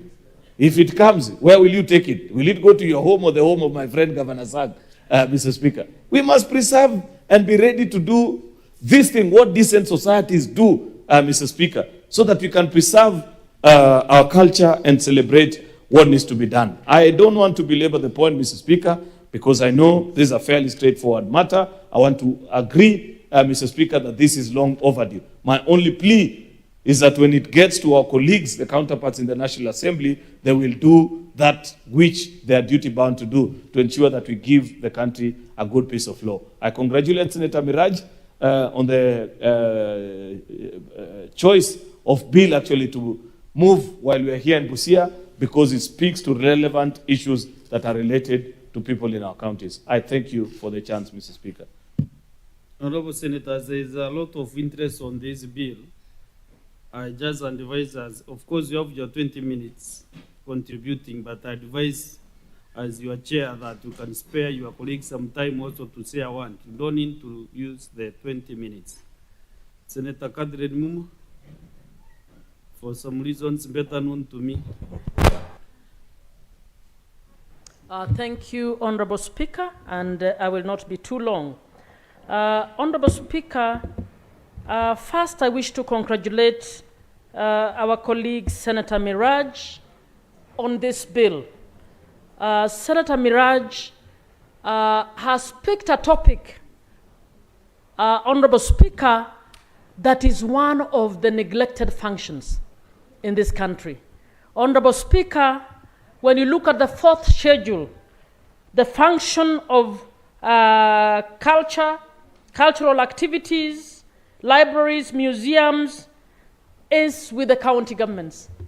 But when we do our oversight, I tend to think that the Senate has over-concentrated on departments that deal with other issues, the fancy one being the roads. But we have not, in the 13 years of devolution, done a good job on assisting counties to implement the function on cultural activities. Senator Miraj, I want to congratulate you on behalf of the people of Kenya, because this is another ball that we have dropped as a collective, both national government and county governments. Why do I say so? Honorable Speaker, we have history books that have misinformation about Africa, about this country. But who can correct? We have been ranting about it. My own daughters have asked, how could you people sit around and allow books to say so-and-so discovered Lake Victoria, so-and-so discovered this other bit, and you're doing nothing about it. We have history departments in our universities, and Honorable Speaker, we have never made a national policy to say, when do we begin to correct the history that has been written about our country? When do we sit down to document our cultural activities? But we treat this as issues that are footnotes. Honorable Speaker, I'm in the Education Committee, and we will be reporting to you sometime that ECD is another thing that counties have taken as a footnote. You find that education budgets are going to functions of national government, but VTCs that should be lifting the bulk of the youngsters who drop out of universities are not well funded. But even as we fund them, we are putting little in terms of nurturing our cultures, building the libraries we are talking about, encouraging our histories to be written. So I want to congratulate you, Senator Miraj, because you're bringing an issue that seems to be insignificant, and yet it is extremely important. Honorable Speaker, why is this issue very important? We are moving to an age where artificial intelligence is currently taking over operations of our economies, operations even within the schools. And Honorable Speaker, artificial intelligence operates on the basis of data. That data is mined on the basis of what has been written. What data do we have about ourselves, about the peoples of Kenya? Where can I go to be able to learn about the peoples of Kenya? Honorable Speaker, we don't have that information. We only have snippets of little information about what has been selected by whoever is authoring a paper or a book at any one time. But we have rich histories as the over 53 communities in Kenya that we can actually write. And our system of devolution provides a good solution for us to have 47 or more simultaneous activities that will help us to document, to come up with the kind of data that will ensure the world will plan for Kenya on the basis of what is relevant for Kenya. We have not been doing this. Honorable Miraj, the only thing I might want to advise that you include in this bill, as I said earlier, again, the Senate dropped the ball on the issue of strengthening intergovernmental mechanisms. Honorable Speaker, this is one bill where we can have good conversation between national and county government because of the tourism that will be there, the trade issues, and so on. It is also one of the good bills that would give us a good inter-county conversation around some of these things. For instance, Honorable Speaker, assuming we want to write about the cultural festivities among the Kalenjin community, the Nandi people are not just in the Nandi county. The Kipsigis people are not just in Bomet. They are in Bomet, they are in Kericho, they are in Nandi. So if we had an inter-county conversation, we would be able to have a history that is written, accurate history that will tell us on why we have this community disbursed in the manner it is disbursed. Honorable Speaker, we have Luyas in Migori, the Maragoli. We have Maragoli also in Vihiga. When looking at cultural issues of the Maragoli, I would expect that there would be inter-county conversation so the history of the Maragolis would be reflected both in Vihiga, would also be reflected in Migori. So this is also an opportunity. Senator Kadri Numa, do you want to be informed by the senator from Vihiga County?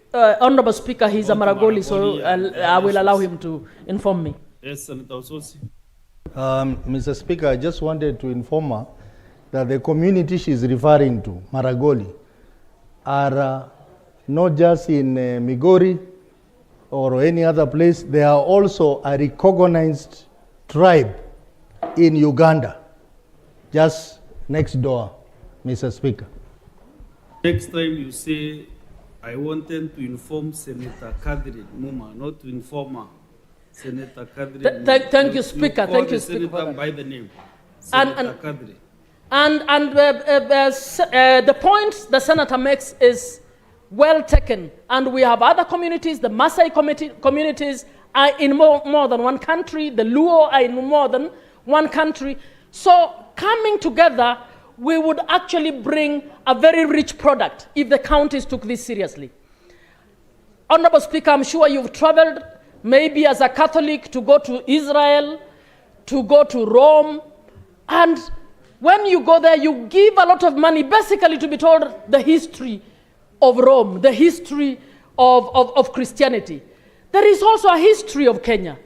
And what Honorable Miraj has done, members, I want us to take it seriously in order to be able to assist, not just to award the heroes and heroines within our communities, but to establish, one, to correct our history, two, to also establish an economy around our culture, but apart from that, for our very informed children, especially the Gen Zs, to be able to redeem ourselves for having retained history that does not reflect the truth about Kenya, history that we can actually write well. And as I have said, it is one of the county functions not seriously taken. We need now, and the Committee on Labor needs to start reporting to Senate how well counties are investing in this function, what they're investing in this function, and how we are able to come together intergovernmentally, national and county governments, and also inter-county in order to make this law work. I want to urge our colleagues that this is a good law, a law required very urgently by this country because of where the future is going. Let us do our documentation so that we don't have biased interpretation of who we are when we move to the AI-driven economy. Thank you, Mr. Speaker. Senator Chalge.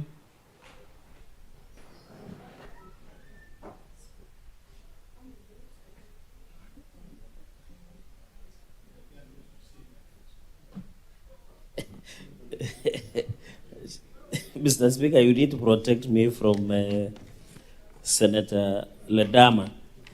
Mr. Speaker, Madam Speaker, let me begin just to make a few observations. One is that I want to commend Senator Miraj Abdullahi.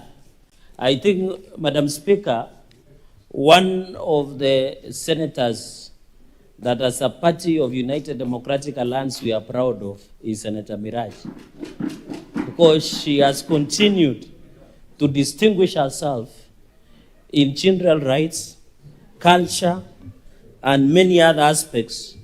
And I'm impressed and surprised that within 3 years, she has done more than what other 10 years people who have been here have done. Senator Miraj, we wish you well, and as a party, we are proud of you. We want also, when this law is passed, when your governor, Abdul Samad, although he's not doing very well, will have constructed County Hall of Fame, he will include you prominently in one of the Hall of Fame. Madam Speaker, I want to make a few things.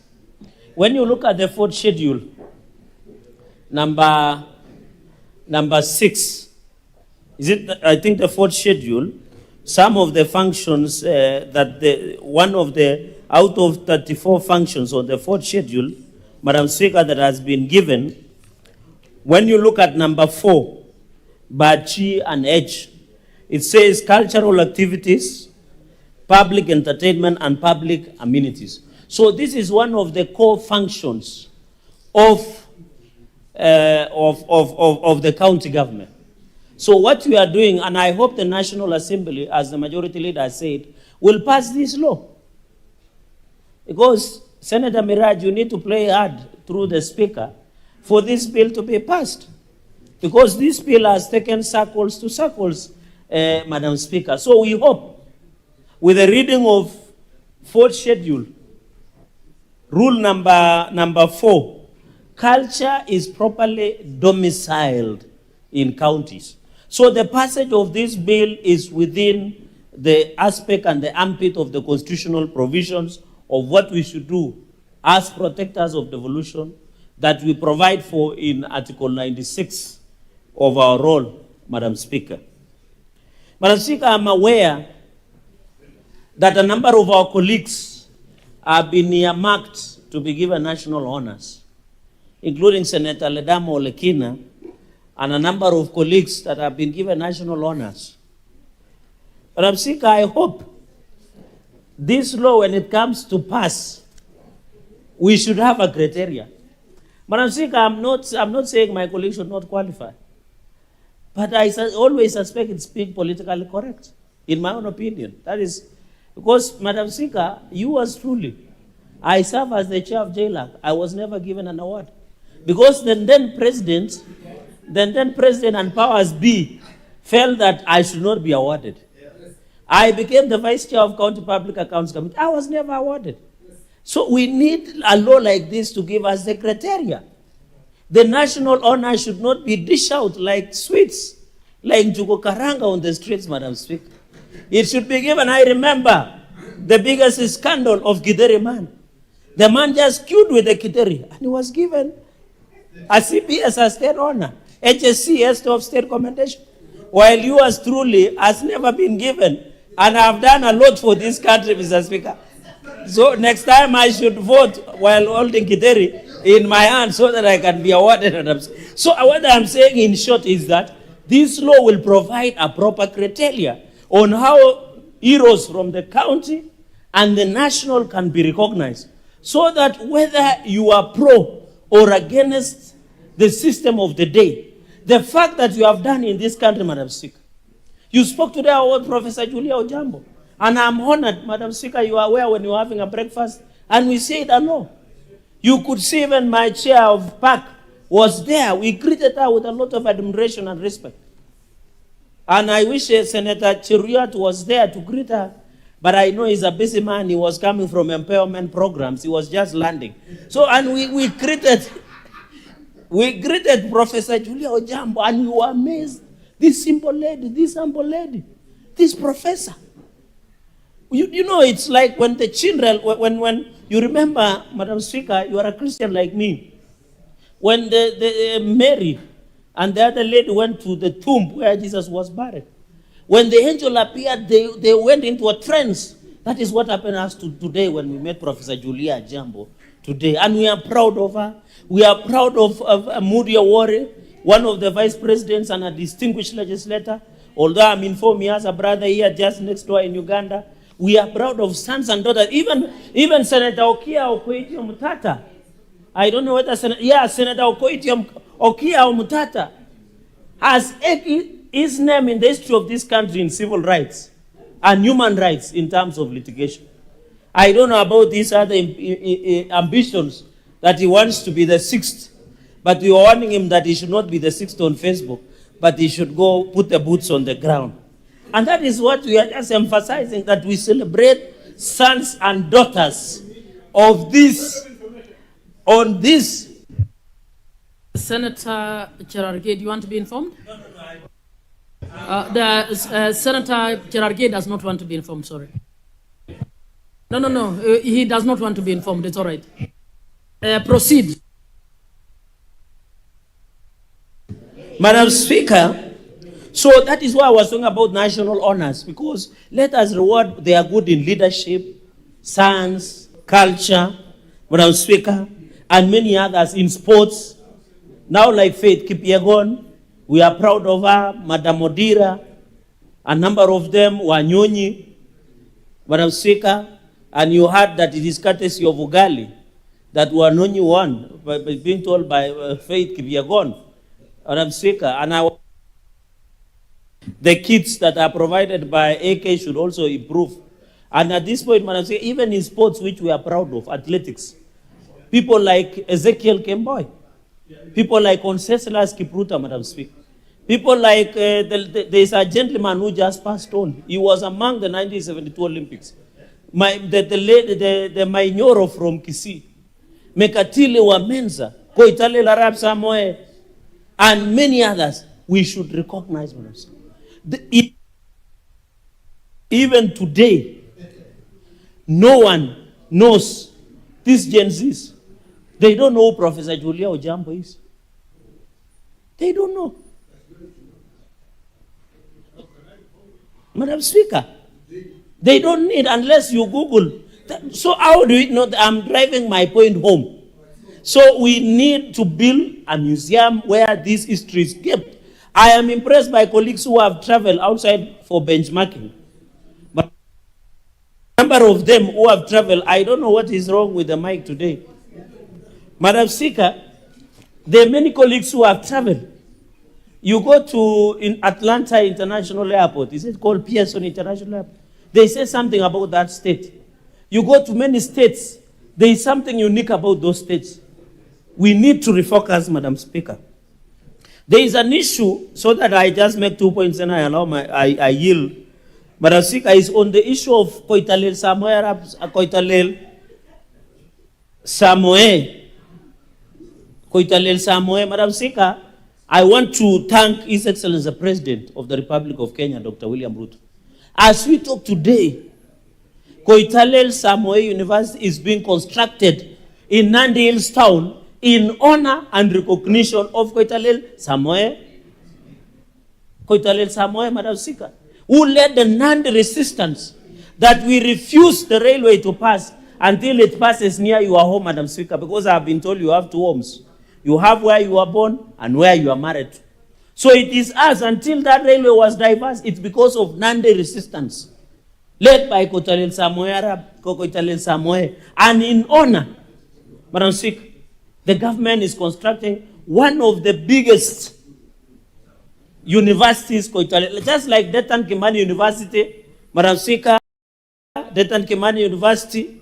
We have also an hospital, JM Karaoke Hospital, also in Rift Valley, in Laikipia, Olkalau, Madam Speaker. So this is it, and I want to thank the Senator of Kericho. Madam Speaker, we have not received the aid that was taken by the whites in 1950s, the skull of Koitalel Samoe University, Koitalel Samoe.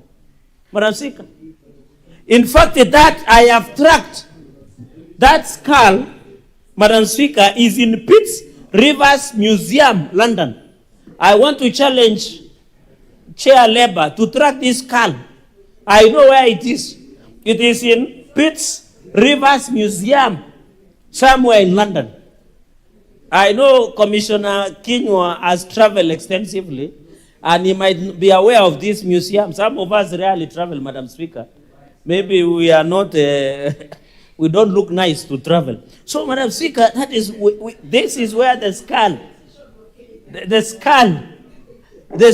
of Koitalel Samoe is in Pitts Rivers Museum, and I want to call upon, let us bring the skull.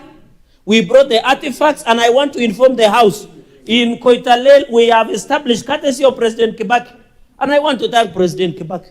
He was never tribal. He never preached about tribalism. He gave us money to construct Koitalel Samoe Mausoleum in Nandi Hills town. That is where the skull of Koitalel Samoe will be brought to. Remember people like Bishop Muge of SCK who fought for justice. He died while leaving this county of Busia because he was not politically correct. I am turned to thank the Anglican Church of Kenya. They have recognized him. They have buried him in SCK St. Matthews in Eldoret. He fought. He died on his way back after coming to Busia, your county, when he had joined other Kenyans for civil rights and human rights. Madam Speaker, Father Alois Cheruiyot Bet, who was just killed by assassins for trying to bring peace in Kerio Valley. These are latter-day heroes that we must recognize. That we must recognize, Madam Speaker.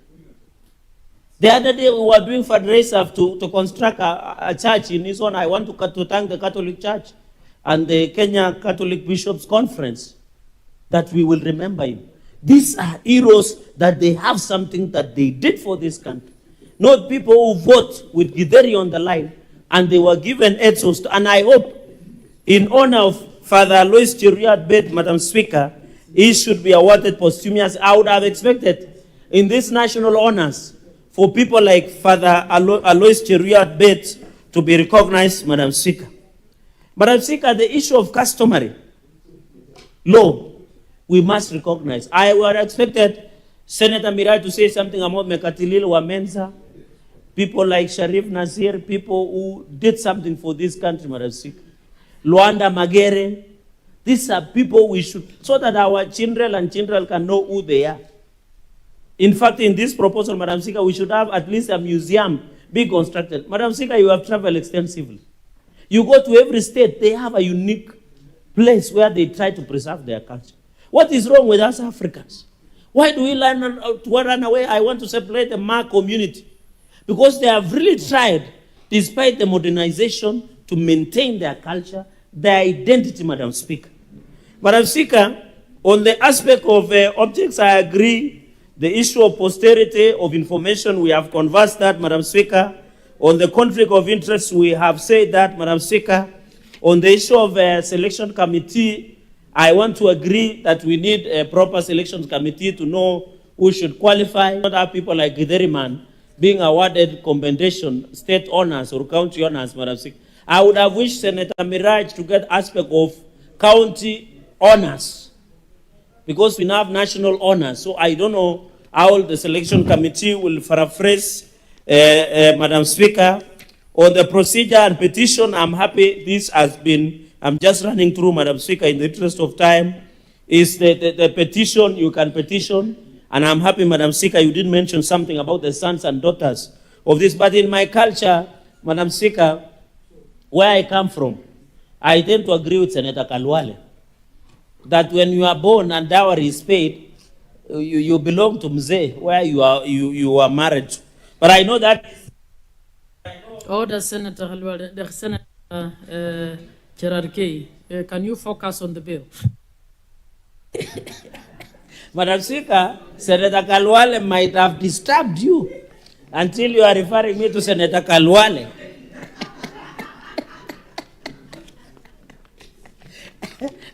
Madam Speaker, I'm just saying my college in culture, and the elders are watching me, and I just to talk to a number of them. When you marry, you get your wife and you pay dowry. And I know my elder Senator Kisang is smiling in confirmation because it's like that. But Speaker, in conclusion, I'll remain focused.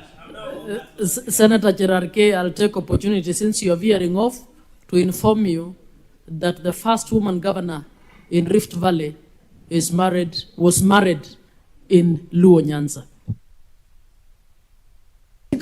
You know, culture and voting are two different things. So on that one, I agree because they are totally different things. But I'm Speaker, in conclusion, because I've seen but I'm Speaker, finally, something about revisionism of history. But I'm Speaker, I've seen some people saying, you know, it's only Mau Mau who fought for freedom of this country. It is not true. These people have written the history for their convenience. We have people from where Senator Danson Mungatana came from. Even in Ukambani, we should stop this revisionism of history. Even here in Busia, there are many freedom fighters. But some people somewhere have decided that Mau Mau only fought for freedom and they come from Mount Kenya. Even in Mandera, even I used to have Chief Kwany, the father to Raila Amolo Odinga. Say the grandfather.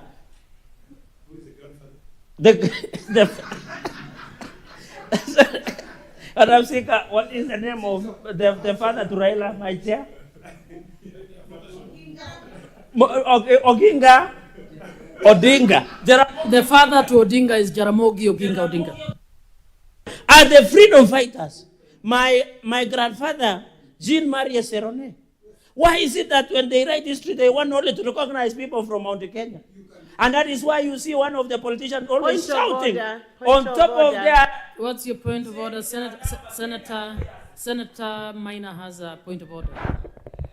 Honorable Speaker, I rise on a point of order, understanding Order 98 and 101 on the accuracy of the contents of the speech being given by the Honorable Senator from Nandi, Senator Cheradige. Is the Senator in order to raise about objections about Mau Mau having fought for the freedom of this nation, while in actual fact, the purpose of this bill is to honor individuals who have played a critical role in the development of this nation, who have fought battles and conquered in various respects, and who, the Honorable Speaker, if he had an issue about who fought for the freedom of this nation, and he believes there are some who fought from Coast region, from Western region, from Nyanza region, what he needs to do is to offer that evidence, but not challenge, Honorable Speaker, the role that was played by Mau Mau in fighting for the freedom of this nation. Is he in order to juxtapose it so that to bring down the role that was played by Mau Mau, Honorable Speaker? He's out of order. He needs to be called back to order.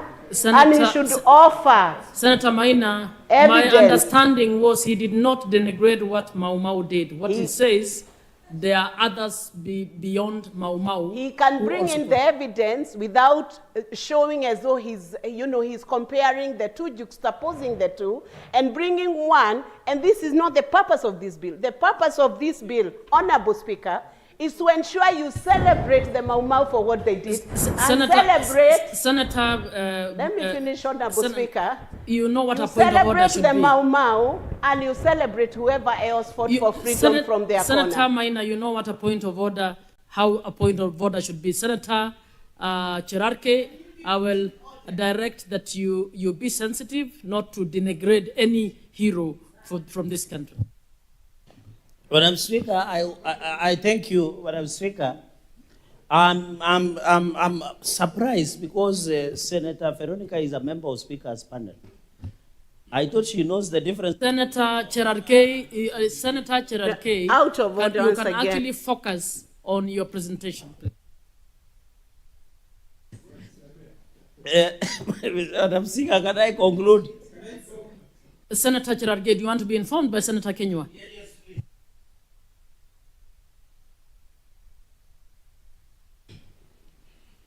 Madam Speaker, I just wanted to inform Senator Cherargei, if he bothered to read his history, it is not only Mau Mau who fought for independence, there is Koitarela Rapsamoi who resisted. There is Mekatililu Amenza. It's just that he doesn't know, he's reading his history selectively.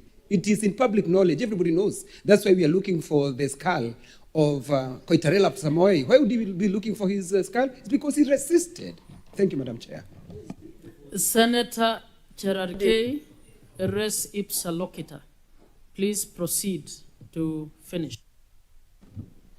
Thank you, Mr. Speaker. I think that was a lot of disinformation. Madam Speaker, colleagues... Senator Cherarke, please just focus. Information or deny. I deny that information. Madam Speaker, with those many remarks, so that my colleagues can contribute, we should stop revising history in this country. I support the bill. Yes.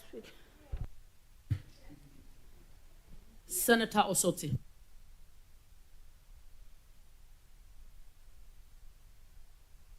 Thank you, Madam Speaker, for this opportunity. Let me start by congratulating the owner of this bill, Senator Miraj Abdullahi, for this very, very good bill. Honorable Miraj, you have demonstrated that nominated members. Senator Osoti, allow me to interrupt a little. For the senators who have not spoken, colleagues have requested if you could take a little less time. We know you have all your time by right, but if you could take a little less so that they can all speak.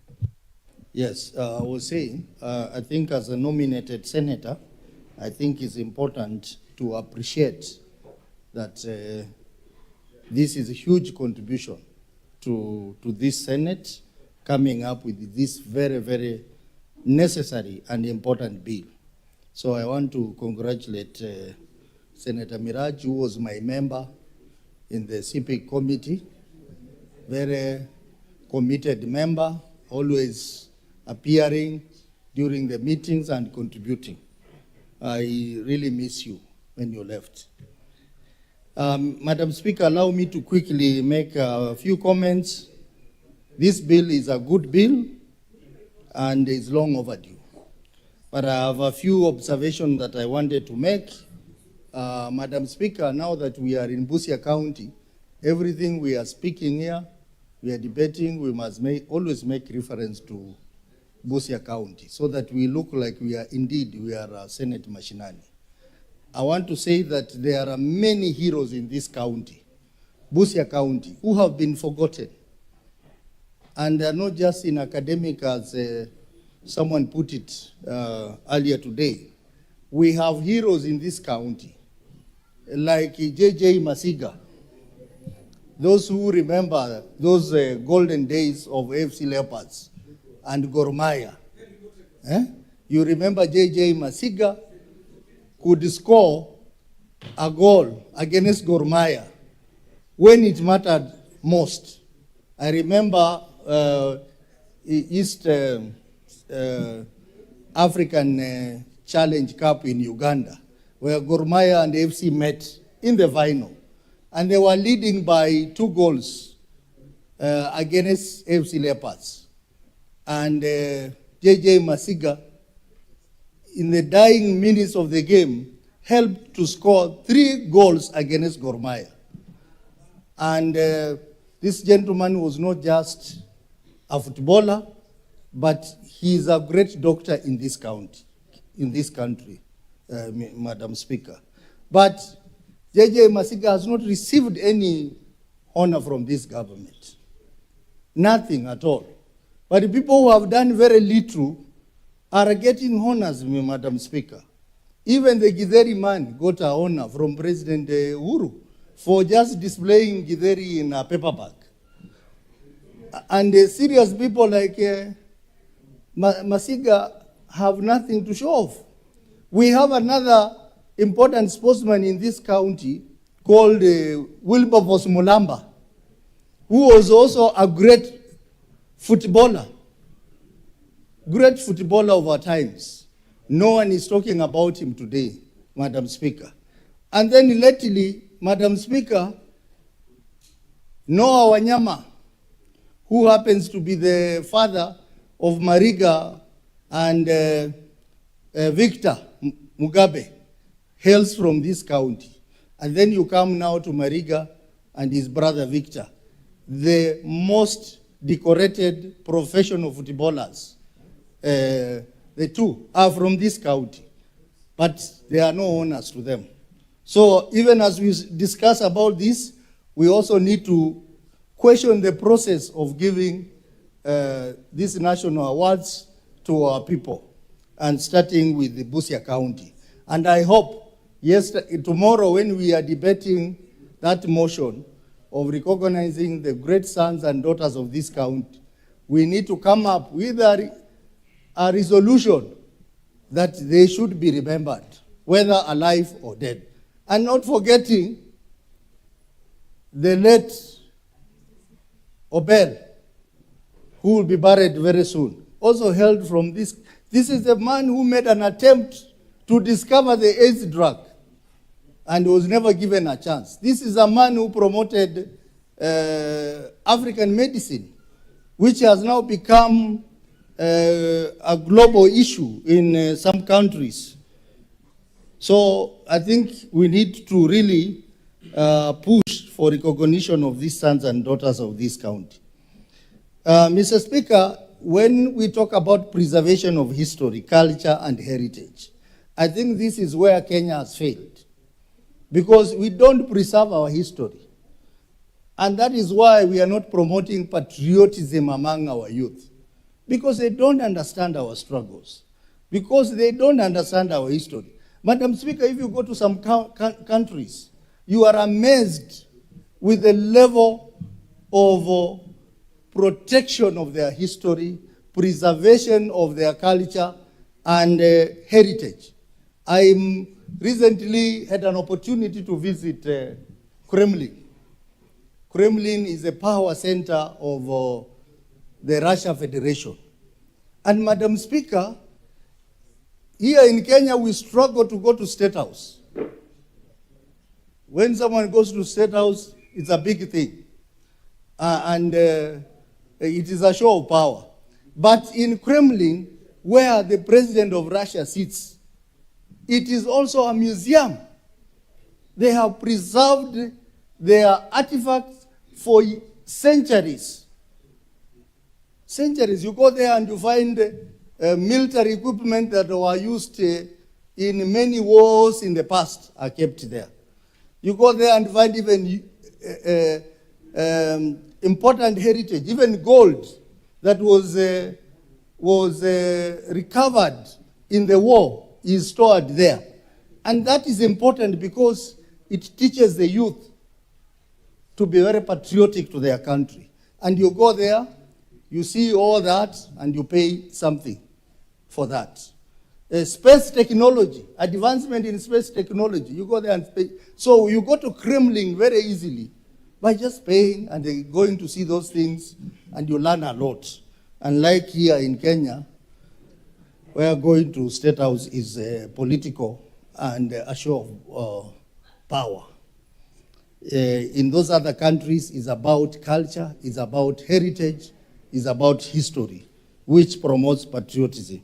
Madam Speaker, I was looking at the bill in totality, and I was wondering, this selection committee that is proposed by Senator Miraj, I think it needs to be improved, because we have to have public involvement, not just in public participation, but their inclusion in the select committee.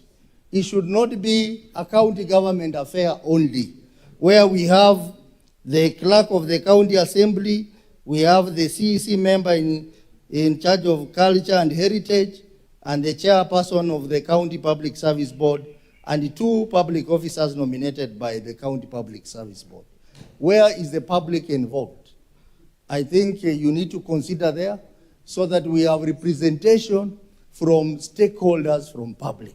Otherwise, this committee is going to be controlled by governors, and they will bring people who are not worthy to be given recognition in terms of Hall of Fame. So I think that aspect has to be looked at. And again, we need clarity on who appoints the select committee. I know you will say appointment is by dint of the law, but I think clarity needs to be there, especially for these 2 public officers, who appoints them. Madam Speaker, let me also talk about the criteria of those who qualify for House of Fame. I think there are many areas you can look at, many areas. When people are looking for these criteria, they'll probably look at those who have contributed a lot in politics, those who have contributed a lot in sports. But also we need to encourage investors in our counties. Madam Speaker, like this place where we are, Busia, there is a young investor in this town called Itoya, who is my friend. He has a big hotel here. He's doing so well in matters of event management. All the big tents that you see around, even in Nairobi, this guy is the one who does. This is one person who... Order, Senator Mariam. Walk here like it's at your house. Please go back and bow.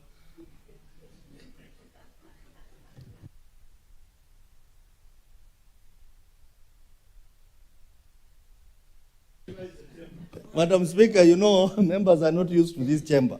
So we need people like those to be recognized by their respective counties. Like in Vihiga, we have someone called Ibrahim Ambwere. who is probably the richest businessman in this region. No one recognizes him. So I think the criteria of recognition must be very specific. Madam Speaker, talking about counties, you know our role is Article 96 of the Constitution. Any law we make. No, Senator Osotsi. Can we have Senator Tobiko now?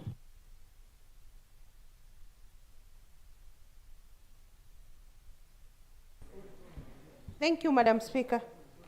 Madam Speaker, let me begin by congratulating Senator Miraj for this very good bill, Madam Speaker.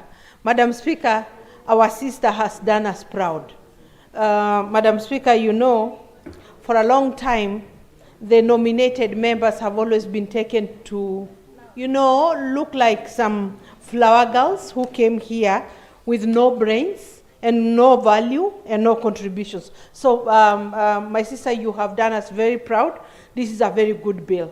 Madam Speaker, no, I'm particularly happy with this bill because, as many members have said, it will correct, it will rewrite what needs to be rewritten, what needs to be corrected, what needs to be affirmed about our history, Madam Speaker. And Madam Speaker, recognize very important people in the history of our republic, Madam Speaker, in the history of our communities, Madam Speaker, because it's very important that we don't lose, Madam Speaker, people who have made exceptional contributions in our societies, Madam Speaker. Madam Speaker, this Hall of Fame, Madam Speaker, the nominees must be able to demonstrate exceptional contributions, Madam Speaker, measurable achievements of whatever in various fields. I have heard Senator Osotsi talking about even those who have done well in business, Madam Speaker. But I thought there should be a rider on the issue of business, Madam Speaker, because this country has been bedeviled by corruption, so that we do not reward and recognize people whose businesses we may not understand the sources, Madam Speaker. Madam Speaker, if we were to reward business people, then the country, the public must understand the sources of their businesses, you know, Madam Speaker, so that we don't reward people who have ripped off the public of very needed resources that would have otherwise gone to development, Madam Speaker. But, Madam Speaker, I was saying it is very important that these nominees demonstrate exceptional contribution, Madam Speaker, and the eligibility should be a distinguished record, Madam Speaker, of competitive achievement, Madam Speaker, at the highest levels. No, Madam Speaker, you know, I might just become one of the beneficiaries of this, Madam Speaker. Because in my community, Madam Speaker, I'm known to have broken glass ceilings, Madam Speaker. You know, no, I'm not campaigning. I'm stating a fact. I'm stating a fact. It is a fact that in my community, I am the first woman ever to be elected, not in the seat that has been preserved for women, but for the ones that is believed are the preserve of men. You know, I might be injuring egos here of the Senator of Laikipia and others, but it is a fact, Madam Speaker. And not for one term. I did it again just to confirm that yes, the people have agreed that a woman, Madam Speaker, is as good a leader as the men, Madam Speaker. Madam Speaker, this should go through rigorous processes, and I do agree with previous speakers, Madam Speaker, that it should not be left to the county officials only. It should have public participation so that the public can decide and can confirm who really deserves to be put in that kind of record of the Hall of Fame, Madam Speaker. Madam Speaker, the voting process, even at the national level, so that we don't have again a situation that has been mentioned severally here of the Githeri man, so that we have people who, that are recognized nationally and that all Kenyans accept that this person has contributed in very special ways in their various fields, Madam Speaker. Madam Speaker, it is also good for communities to be able to recognize and to reward, you know, their people, members of their societies who have contributed to those communities. Madam Speaker, in the Maasai community for a long time, the history that has been written about our people is that we were collaborators, you know, of the colonialists. But it's not true. We have Maasais who fought along side by side with the Mau Mau people, Madam Speaker, and it is known. And they can be recorded, Madam Speaker. Madam Speaker, we have people of distinguished contributions in that society. Madam Speaker, we have people like, you know, the late Honorable Ntimama, who has continuously fought for the rights of that community, for their land rights, and they need to be recognized, Madam Speaker. He fought to the last minute, Madam Speaker, of his life. So, Madam Speaker, it is important that we have these contributions. Madam Speaker, if I speak about, you know, women who, in this country, who have contributed, Grace Ogot, Julia Ojiambo, Jane Kiano, very many, Senator she was Beth who? Beth Mugo. Madam Speaker, women who have stood for the rights of women in this country to the level that we have reached today. Today we are in this house standing on the shoulders of very great women. Madam Speaker, women like Charity Ngilu, I know women held, Charity Ngilu held the hands of very many women to be able to make it in their communities, Madam Speaker, to make it to Parliament. I know how many women who owe their achievements to those women, Madam Speaker. Madam Speaker, let me say about Julia Ojiambo, because I have a special you know, gratitude towards Julia Ojiambo. For me to get into politics, Madam Speaker, because the big parties will not recognize a woman from, you know, a Ma community because they thought women will never make it. Julia Ojiambo accepted me in her political party, which was called LPK. That is where I began my politics. That is how LPK formed the coalition with Honorable Kalonzo Musyoka to form ODM Kenya. And that is how I find myself today in this house, Madam Speaker. And so, Madam Speaker, the contributions of those women have results that are live today in this country. Madam Speaker, let me just say this is really a bill that the time has come and we should pass it as soon as yesterday, Madam Speaker. Madam Speaker, but let me just underline that a rigorous process needs to be taken so that, you know, we are rewarding really people of achievement, Madam Speaker, you know, people and fields of that have tangible milestones, Madam Speaker, in all fields, the academia, the business area, you know, leadership in politics, and in many other areas, Madam Speaker, because leadership is not only in politics. Even in the social arena, Madam Speaker, there are people who have exemplary contributions, Madam Speaker, who need to be recognized.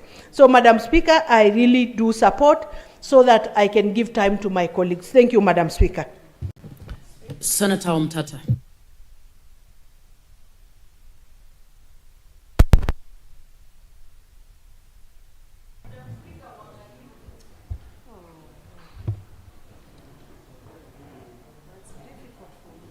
Madam Speaker, thank you for the opportunity to contribute this important bill. I find it quite important that we should have a way of recognizing those who make outstanding contributions to society.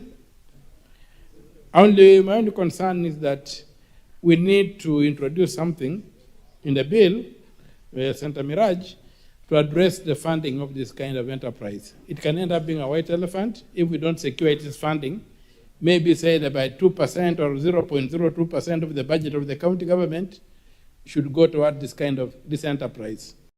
Because, Madam Speaker, I'm the host, I will not speak for long. There are many people who would like to speak. I just take the opportunity to invite all of you here and welcome you to Busia. Enjoy your time and feel free and feel at home. Thank you very much, Madam Speaker. Senator Beth Siengo.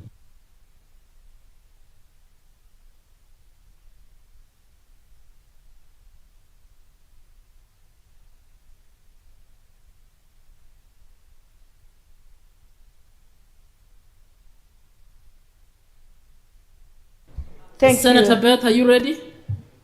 Yes, I am now. Thank you, Madam Speaker. Let me start by congratulating my colleague, Senator Miraj. This bill is very, very important. Madam Speaker, I would say that it is only Kenya that do not value their history, as in to preserve it and make sure that even young generations will know of people who contributed so much in this country. Madam Speaker, when we travel, for those of us who have the privilege to travel, we see statues, writings in other countries, people talking of their important people and figures who did a lot of contribution to their country. And in Kenya, we only talk of them and we forget, and even our history is distorted. We don't get a true representation of what happened. And that's why Senator Peris Tombiko talked of Maasai stamped as collaborators, yet they were also fighters, and they fought and contributed to independence. Madam Speaker, I would say that this Hall of Fame in the counties is very important because people from every county has done a lot for this nation, Madam Speaker. Looking at the region like Lower Eastern, I would say they are also very important people who have contributed to this, to the history and to this nation in special ways. When we look at what a man called Munyao Kisoi did to hoist the flag at Mount Kenya, a place which is very cold, there were no means of getting to Mount Kenya to the peak, and he moved and went and hoisted the flag of Kenya on Mount Kenya. Munyao Kisoi must be recognized, and it is very important that contribution of such figures is put into history. Madam Speaker, we also know of a man from Kitui County called Chief Kivoi, who led the traders from Europe to go for long distance trade, and they were walking all the way from the border of Tana River, going to the coast on foot. There were no vehicles, there were no flights, but he walked. They walked and led teams to go and do barter trade. Madam Speaker, those are contributions of Kamba people.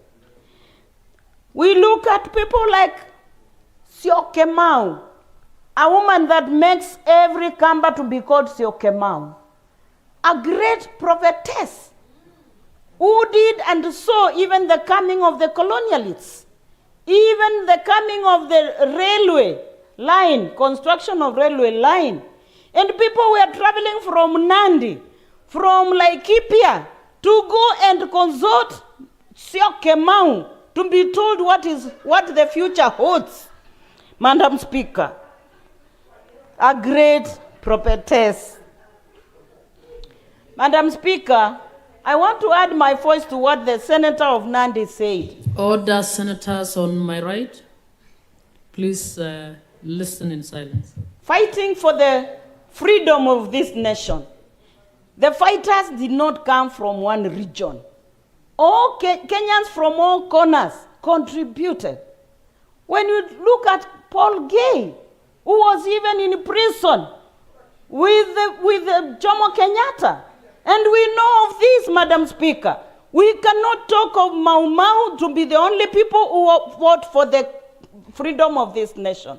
But across the country, Paul Gay Akamba, Jomo Kenyatta from Mount Kenya, Koitale from Rift Valley. Order, Senator Beth, nobody has said Mau Mau was the only one. So make the point about I'm talking of inclusivity, Madam Speaker. Thank you. I'm talking of inclusivity. Point of order, Honorable Speaker. Honorable Senator Veronica, I think I have dealt with the issue. Yes, there is another point of order. But why are you contemplating? Madam Honorable Speaker, Speaker, I don't know why my point of specific order. people getting agitated when... Okay, Senator Maina, what is your point of order? Honorable Speaker, my point of Under order which point of order? Senator Beth, I am the one of the chair. Understanding Order 105, the accuracy of the speech and the mode in which it is put. Honorable Speaker, is this Honorable Senator in order to once again denigrate Mau Mau, juxtapose and compare, as opposed to her just giving Senator Maina, a contribution? she has not done what you're saying she's done. If you're raising a point Honorable of order, Speaker, if you listen to what she said, let me quote what she said.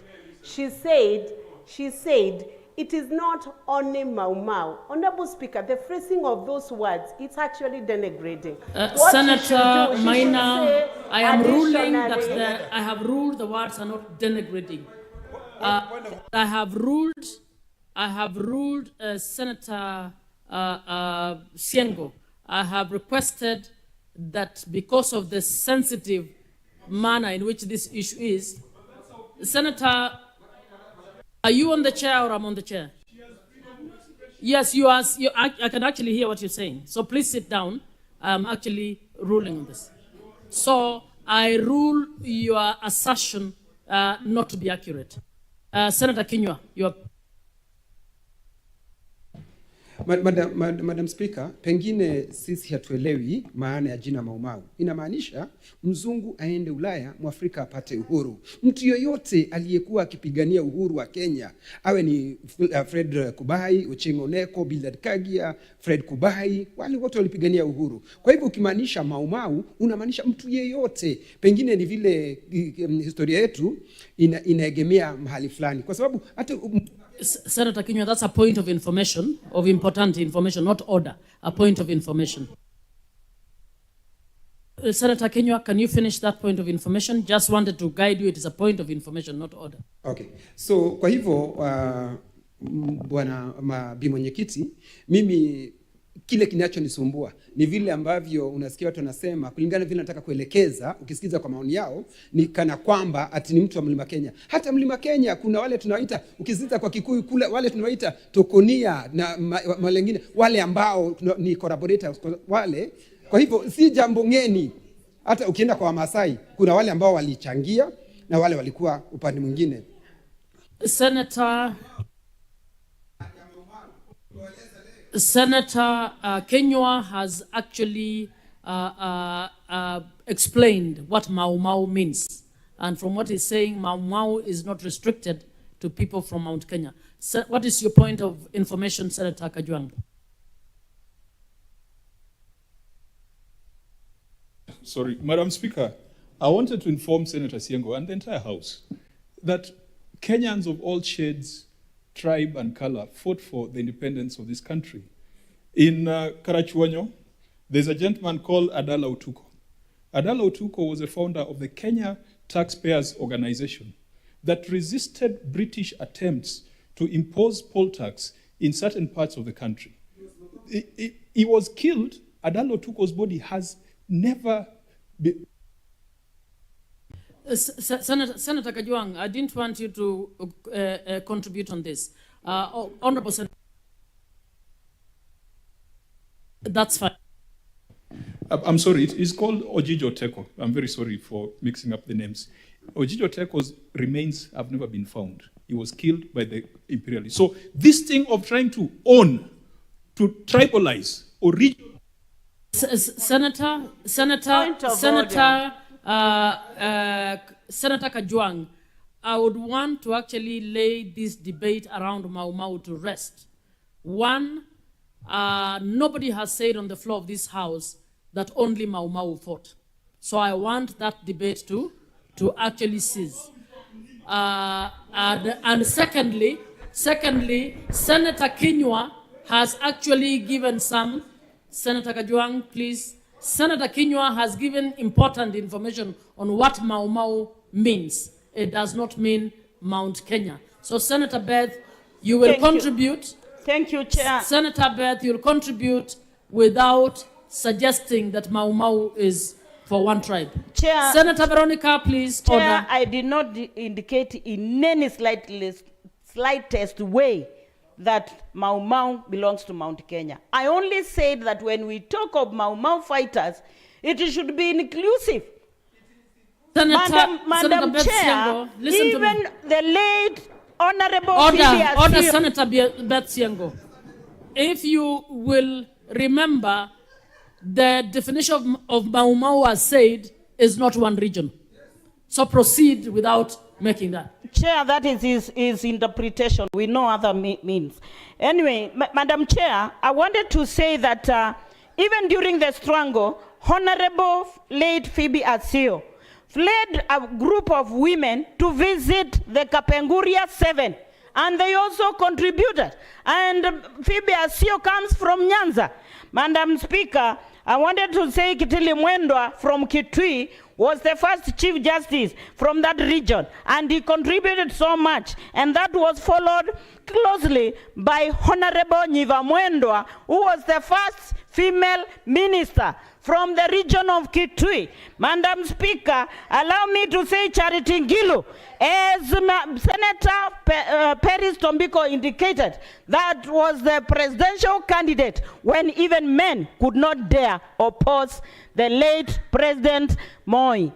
Madam Speaker, I want to say His Excellency Kalonzo Musyoka was also a vice president from the region of Kitui. So we have very senior figures from our region, and they have contributed, Madam Chair, to the development of this nation and to the history of this nation. With the Hall of Fame, Madam Speaker. Honorable Senators, it is now 6:30. Time to adjourn the House. There being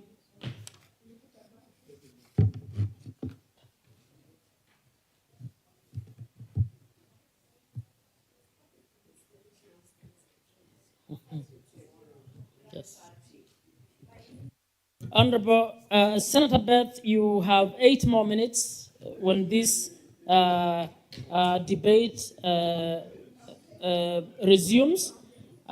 So that the House will resume to